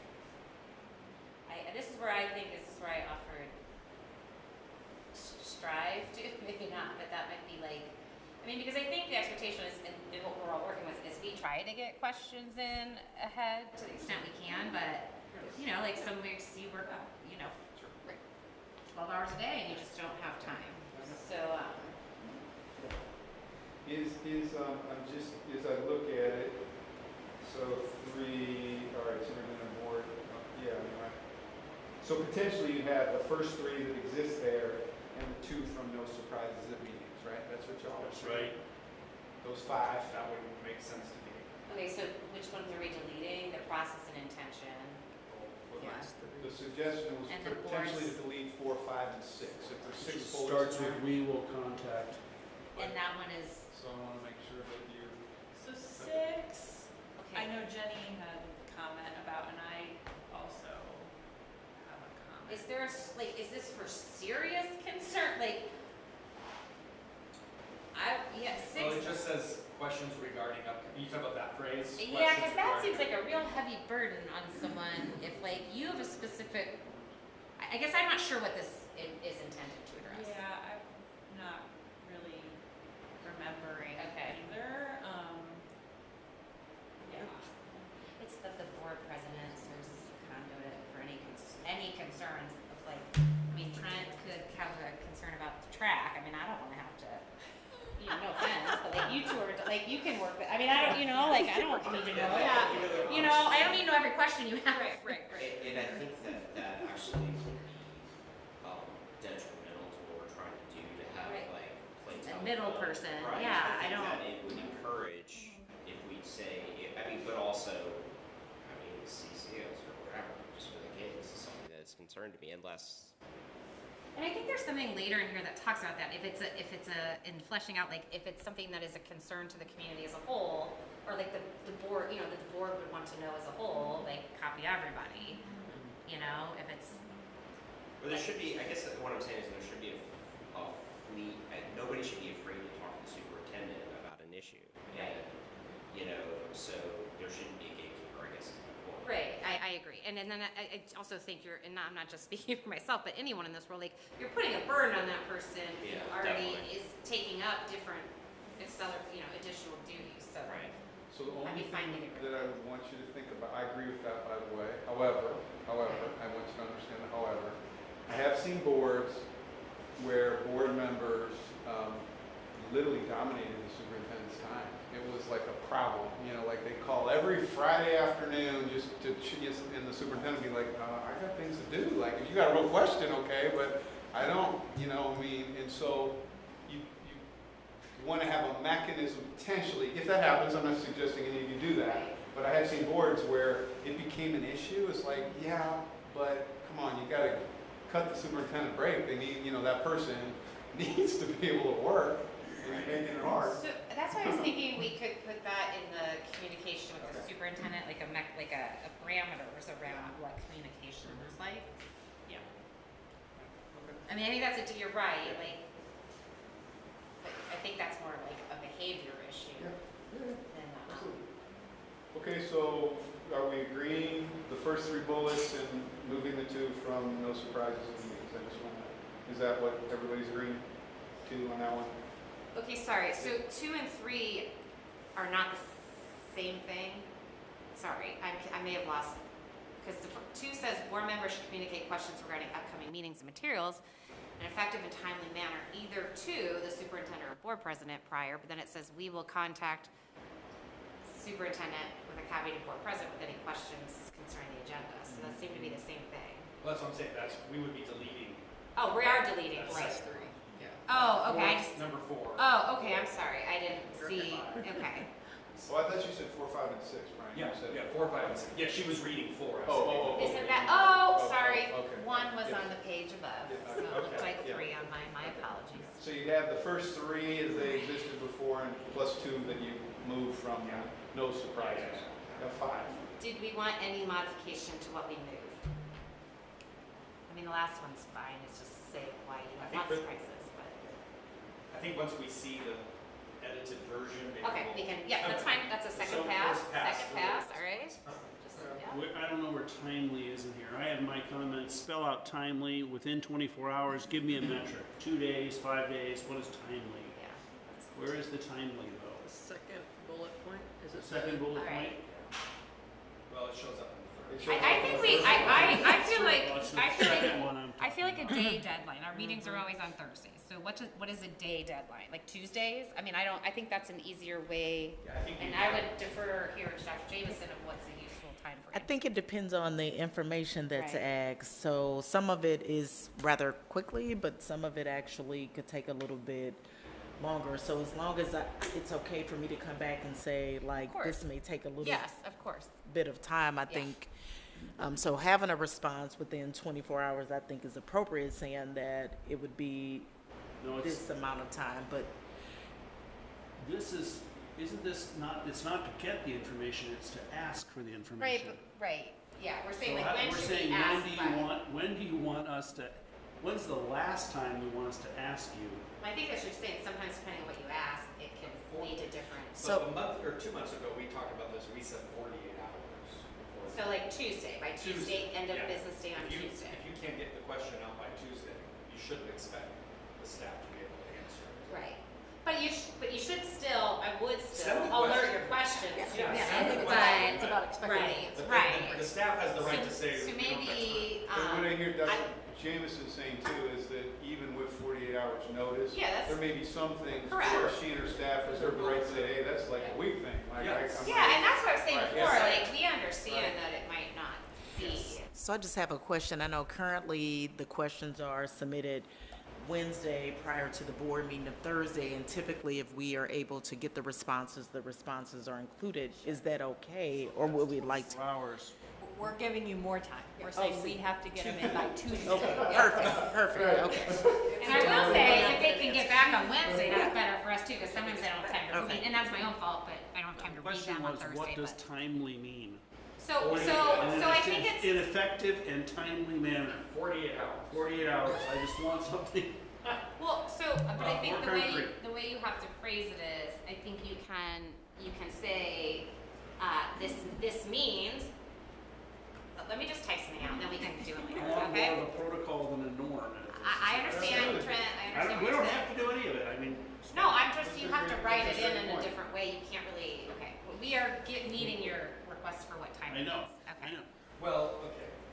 Bullet point 2 is about preparing for the meetings and the superintendent providing the information. Well, that comes a week. That should come from the Friday before, right after the agenda is set. Right?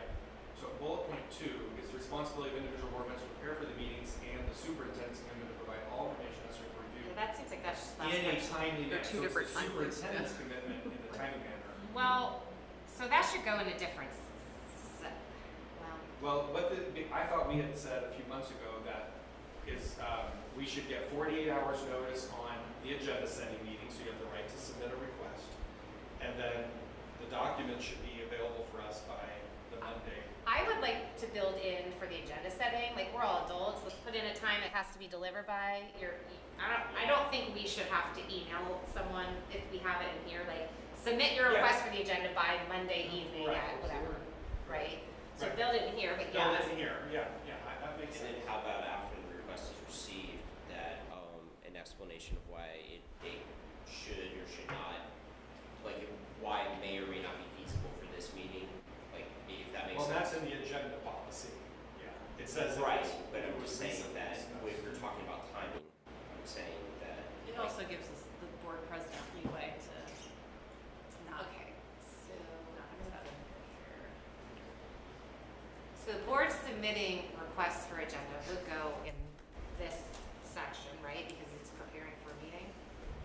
I put in a thing, add board president solicits requests for agenda items. I'm not 14 gonna to that. solicit them, you have to just deliver them, right? Like, Okay. right, I think that's fair, like, we shouldn't have to add. Sure, Okay, okay. I just use solicit. Okay, I'm sorry. Board members take their own responsibility. I'm sorry, it's been a long week, Trent, I'm sorry. Well, it's the way that. I put board submit On the requests previous for board, agendas. that was the way where a board said, does anybody want to put anything on the agenda? Yeah, There's no, duplication. but we know when our meetings are, they are set, so I think it's easier to do here. Okay, so Jenny, you moving something from another one? I just want to be clear. No, I'm adding something here, I will, this will Okay. need to be wordsmith, but, Yeah, it's between this document and the board requests for, or protocol for placing items on the agenda, and then there was one, what was the other one you had a moment ago? Board requests for information questions. those are the There's next two. 3 that are dealing with email, like, Yeah. sort of quote unquote timely communication.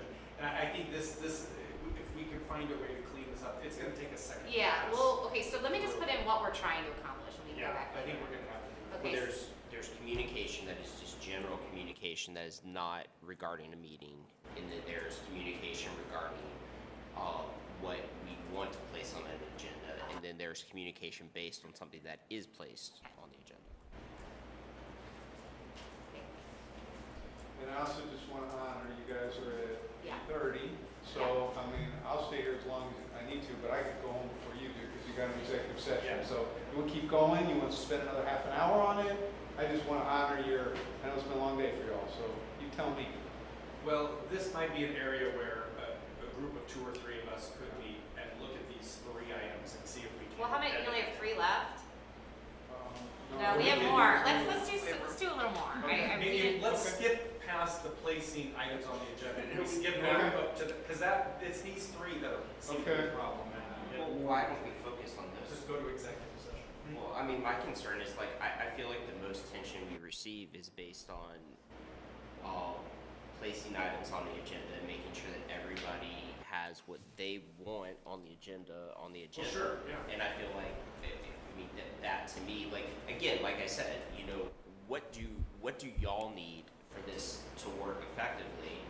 And I think that's really the goal here. Like, how can we help you? so there's a policy on it, but I think, Katie, was this the one where you commented maybe we needed to, the policy says something, but we may need a protocol on implementation. And so maybe if we pulled up the policy, because I think there might be a disconnect between what people think the policy says and what the protocol is. Is that accurate? Or What's, BDD B. couldn't think of worse. 2 with a dash 2. No, that's the wrong one. I'm sorry. That's DDDB2. that's for medical. It is. DDB-2.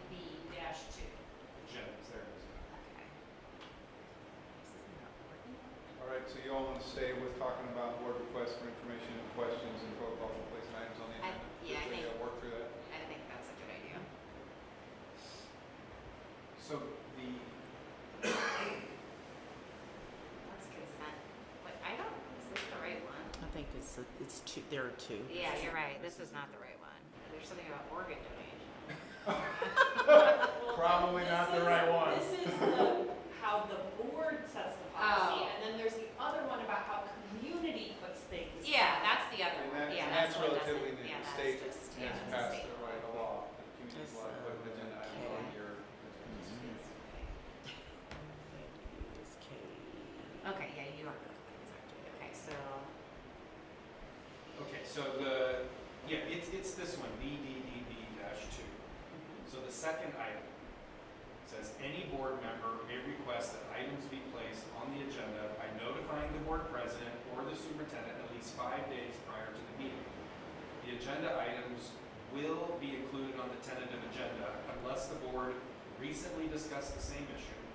I asked the MSBA, what does recently mean? They said it's past 90 days.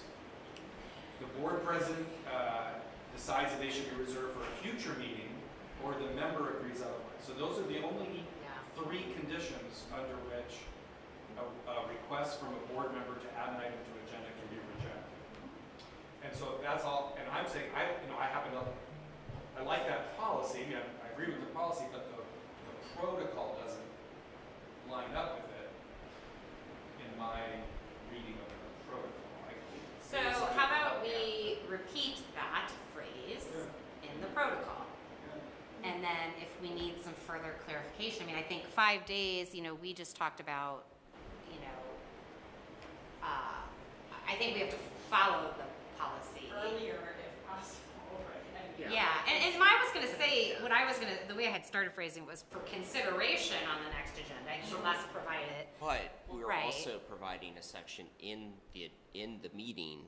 Yes, where- we where are. we can Yes, sort we of have added cure that Yes. issue. Where if it isn't necessarily something, like if you can't do it 5 days ahead, then you have an opportunity at that meeting to Bring it up for the next meeting. Right.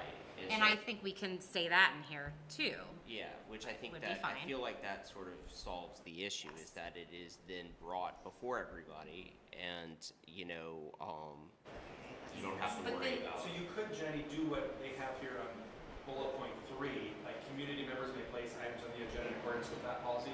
Why not have just a bullet point that says board members may place items on the agenda in accordance with BDDB-2? Okay. I feel like there was also, that's fine, I will,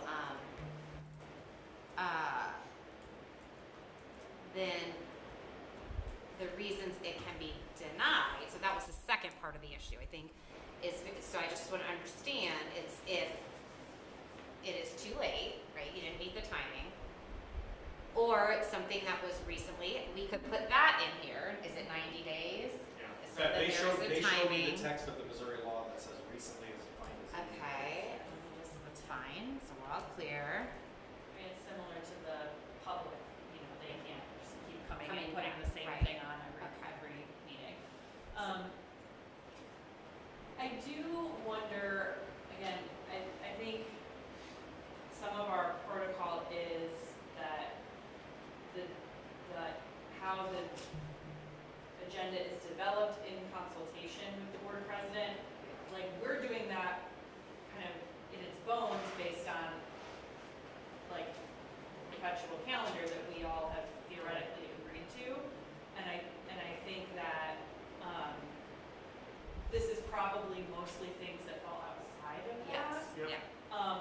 Although it could be something that is being planned for, like, I want to talk about it in February, but it's actually planned for April. Sure. So in that case, But then you have to Might see if be more the than 90 members. days, if you want to revisit an issue. Yeah. So, I mean, again, I think those are just some Okay. possibilities that, like, we know it's coming up, or president may know it's coming up, but the rest of the board doesn't or something. Which is why we've also tried to do that, like, when we talked about, because that's when we talked about when we were meetings, like, you know, I brought up, like, we communicate and get all this information, but no one else gets it, so, like, that's why then we have the update. So that's where I think anything that we would talk about might come up, that's your place to see some upcoming things, and if you, like, have additional thoughts or ideas, that's a good time to, you know. So could you keep bullet number 1, get rid of number 2, and say, have 2 and have 3 bullets, have a second that says the community members per board policy, and then a third that says board members in place per policy. So you basically have those 3. Yeah, I like that. Reading that. Andy? And would that address what you were saying, Katie?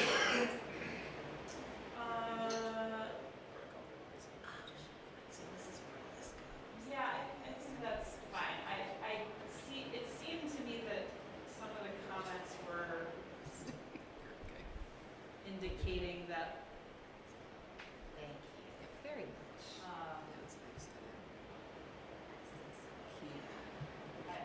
I don't know, that there was like question about like what the specific items that were, yeah, so here's the sentence. Brian, can you say more about the perpetual calendar is not an allowed reason for excluding a request for an agenda item? Yeah, the policy doesn't give that as one of 3 reasons. Okay, so that is a case though where the president could say, we're gonna do this in 2 months. But it's at a future meeting, yeah. Yeah. Right, a near future meeting. Yeah, okay. Something in the near future. Okay. Yeah. Yeah, I But would. that's why the first bullet point, that's why I agreed with you to say keep it, because it says monthly meeting agendas are informed by the annual calendar. It shouldn't be determined, Yeah. but it's informed by, and I think that's good language. So you have the existing first bullet, get rid of the second, existing third, and you'd add another, which is the board members in place items per the policy. Now, is there something about, I know that we've had disagreements about like attachments to the agendas and like when those need to be Yes. finalized or Yes. things like that. Is We have. that something we want to address here? I mean, that's So I think not that would, us, that's No, staff. That's not a board protocol, though. yeah, That's is that a request for information type of thing, like, or, no? I mean, how quickly generally, once the agenda is set the Friday before, how quickly generally? My experience is stuff shows up by Monday, things are starting to pop. And I think it's got, you've made an effort to. So we've actually, I think what we found happening is if something was being reviewed and I found like an error or something like that, we would switch it out. Or if a question came through from a board member that I felt the presentation would actually provide more clarity, we would adjust it. And so most times the items and the attachments are actually in by Friday. And if we get a question like on Thursday, yeah, so the board agendas as far as like, and Kat builds those out based on the perpetual calendar. And then we did make some adjustments to ensure that there's additional time for review, because what was happening is that I was spending more time when I came back from actually meeting with, at the time, Josh and Jenny. So we've made some adjustments that has worked, but for the most part, all of the items, the agenda is typically released by 4:30 on Friday for the board's consumption. What I remember, and it's gotten better, but what I remember is I would try to do things on like a Sunday after the Friday, but then on a Tuesday, there'd be something that would pop up on there. Then I'd get to the meeting and I'd think, I'd never seen this before. Where did this come And from? so, yeah, so remember. And that sorry. was what was happening. I'm just trying to clarify what. And I think we could build that, what we talked about in that one meeting is that if something is added, the board is notified. Hey, this was added, because that was fun too. It's so much stuff you can't tell when stuff's added. It's like you Yeah, get reviewed it all. was a surprise. Yeah. So the other thing is that we are now meeting on, we're gonna meet on Tuesdays instead of Fridays, so that's a lot more time to process the discussion. If something needs to change, you know, it's not the day of the agenda coming out. Or if we add something, right? Yeah, That if gives we them add time to something. add it, which would hopefully prevent the Sunday thing that you've seen in the past. Yes, So, so that's why that Monday night would need to be, but I guess it's 5 days, so decided. I mean, for me, it's like a logistics thing. I set aside time, I'm sitting there, I'm working through it. Then if something pops up, then I start to wonder, well, what else has changed? So then you're going back and trying to find out what changed, and there's no way to figure that out. So Right, that that's was why what we- was going on. That's why we Very decided frustrating. to, so we can add that in here somewhere, I think, if there's an appropriate place. But that's more for the Right, superintendent so and that's central why- office than yes. it is for us. Correct, That's right. correct. So do you all want to, it sounds like your protocol for placing items on the agenda is generally okay. Yes. Do you want to talk about board requests for information and questions, or, because there was some feedback that some of that was duplicative of others? Okay. Or do you not?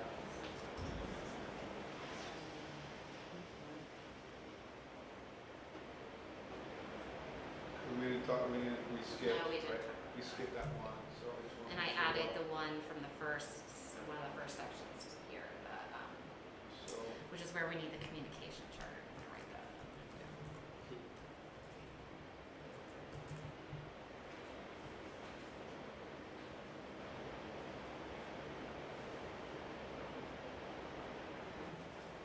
what are the thoughts on this one? So Brian, we're talking about, because we skipped over the board requests for information and questions, we said we could move on from the protocol for placing items on the agenda, but what are,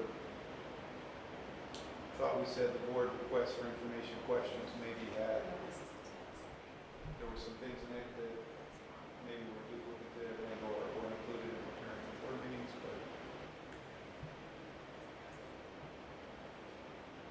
what are y'all thoughts on this one? Yeah, I think we should talk about this one. At the last, oh, sorry. I'm rereading, I think Trent's comment, because I think there was, I read differently than what he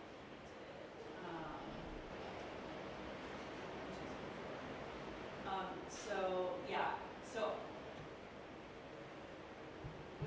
with the question about bullet point number 4, that the superintendent may seek to confirm requests for information, I just assume that that's like in a meeting, that is being like confirmed, because, so. I don't know where we're talking, so tell me So where we we're are. on board requests for information and questions. Okay, bullet 4. And bullet number 4. All right, here. we seek to confirm requests for information with majority of the board is significant. 'Cause I I think hear, it's in the meeting too. yeah, I hear your concern that like, Add in a meeting. that maybe that it needs to specifically say in a meeting, because otherwise, you're right, it makes it look like we're not following Robert's rules. Yeah.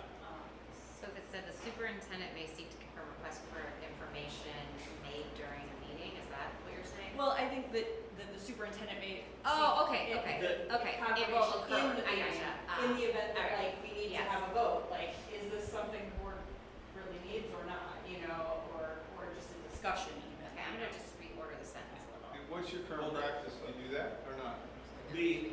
The fear that I had there is superintendent may seek to confirm requests for information. So if a board member requests information, the superintendent say, I don't want to answer that.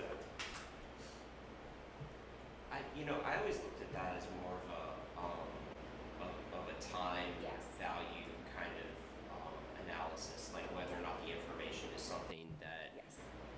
is, like, is it something that maybe a FOIA request by the board member is more appropriate, or is it something that is actually, like, collaboratively, like the entire board needs? And so that's why the superintendent, and again, I don't want to put words in her mouth, but my interpretation of that is to say, hey, this might not actually be something that is relevant to an agenda item that the whole board would agree we should spend resources on. And that's the instance where she might ask for clarification.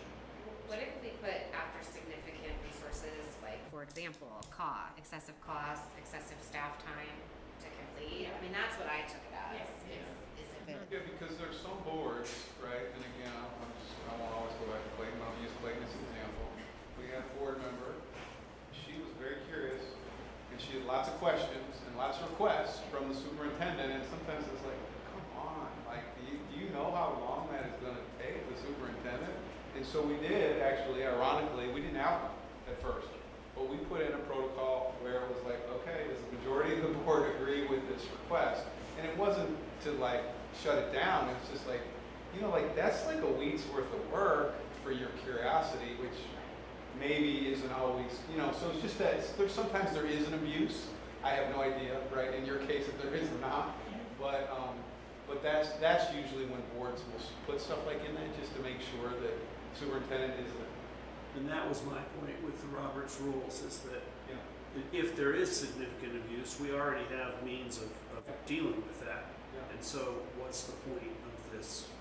Well, if you have a mechanism, but what is your mechanism now to deal with it? So if a board member asks, Robert's Rules of Order would allow us to basically suppress the information, seeking But- but do information. you use them? I mean, so many boards don't ever use Robert's rules, right? They never call the We're question. required They to. never. Yeah, kinda. I'm telling you, of 524 boards that exist in the state of Missouri, like about 20 of them probably really use Robert's rules. I think Brian Those and Trent do, have I'm had just more saying. experience Yes, on boards that do use them. That's I good, have that's not good, really that's good, used as long as them. you Very, do. very important. Yeah, ours are. I mean, I don't see where it would necessarily Yes. hurt to just have clarifications like right there, like even if it is consistent with Robert's rules, like, and I don't think that's press is necessarily the right word that or right kind of phrase. It's about whether or not, you know, maybe just denying the request, you know, for one of these reasons, for, you know, it's not proportional. There's bringing my own life into this. There is a principle of discovery that what you're asking for should be proportional to the needs of the case.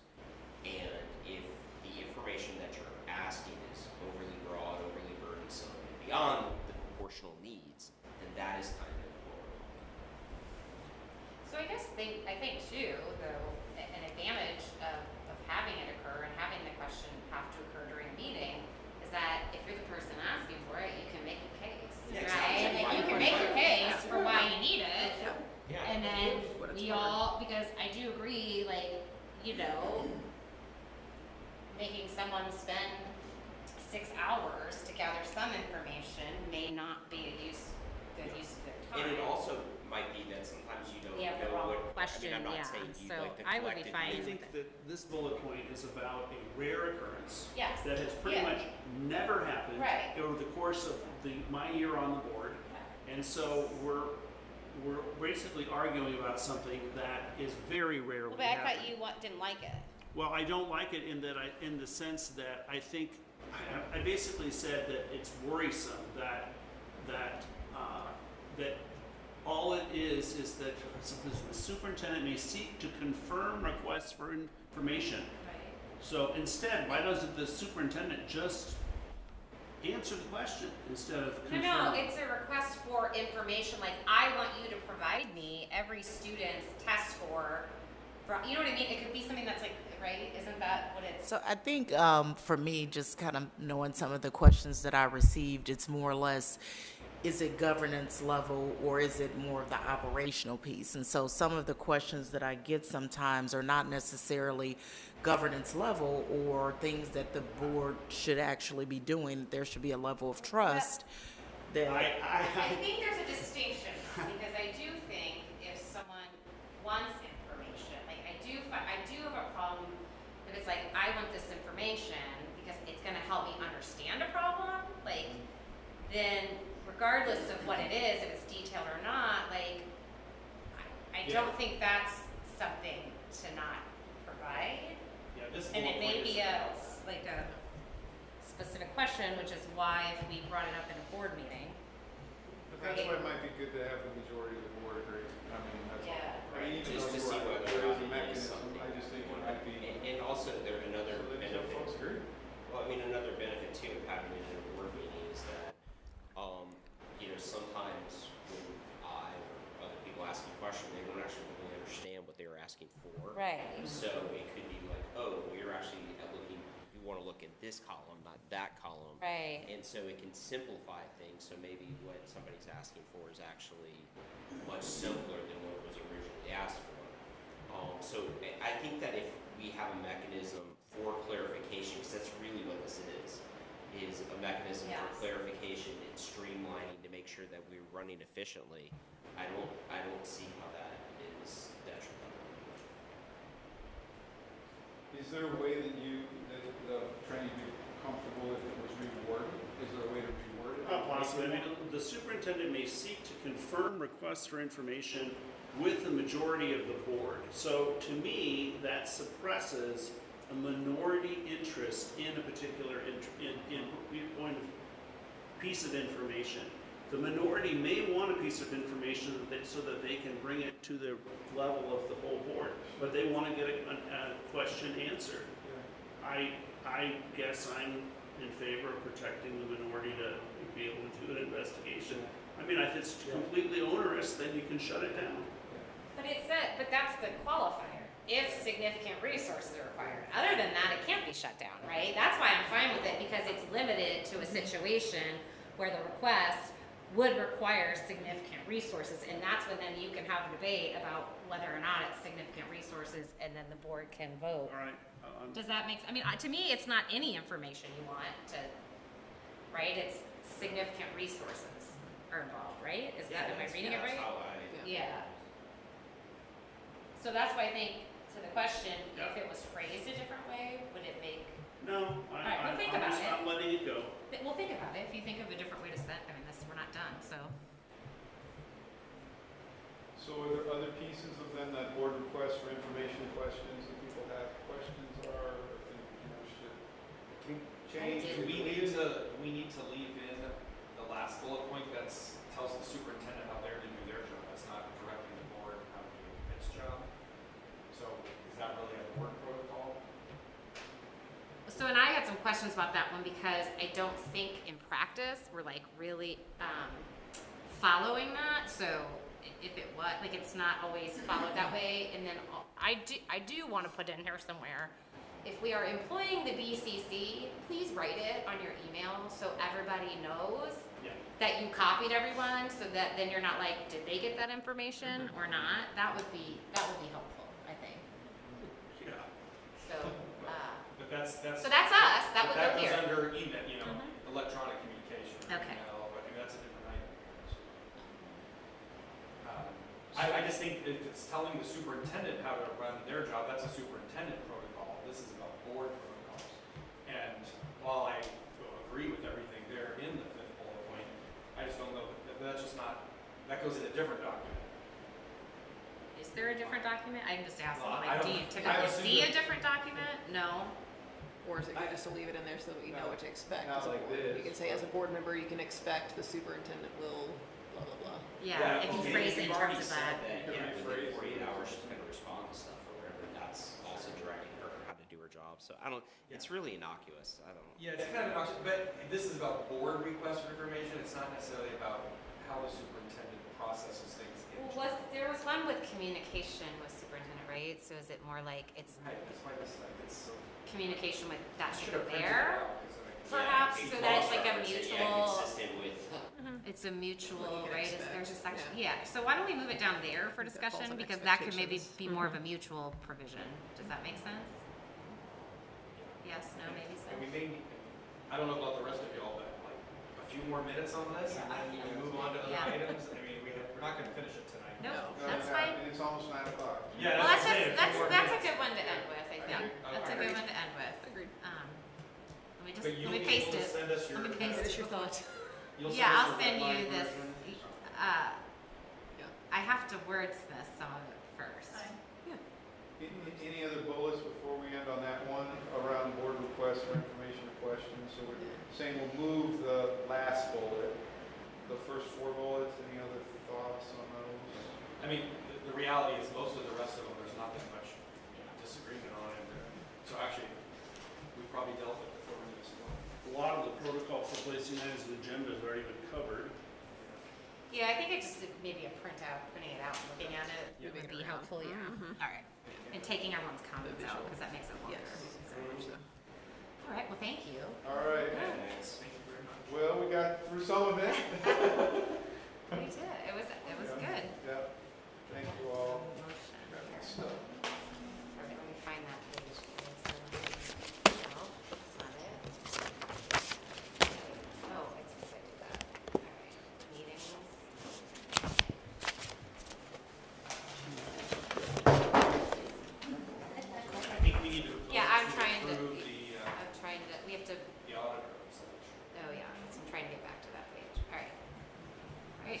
items. I move that we approve the auditor selection of Kerber, Eck, and Reckel to continue audit services for FY '25 through '27. Second. All in favor? Aye. Any opposed? Any abstentions? All right, maybe we get a motion to enter into executive session? Okay, sure. I move to enter executive session in accordance with section 610.021. Can I just read all that? Yeah, I would Sections read it. 139 I would read and it. section 610.022 of the revised statutes of Missouri on April 2025 for the following specific reasons: personal matters and legal. All right, I'll do a roll call vote. Josh Miller? Oh, sorry. Second. Okay, Josh Miller? Yes. Katie Kaufman? Yes. Julie Francois? Yes. Danny Schmidt, yes. Brian Minnis? Yes. Trent Colbert? Yes. All right. Good job.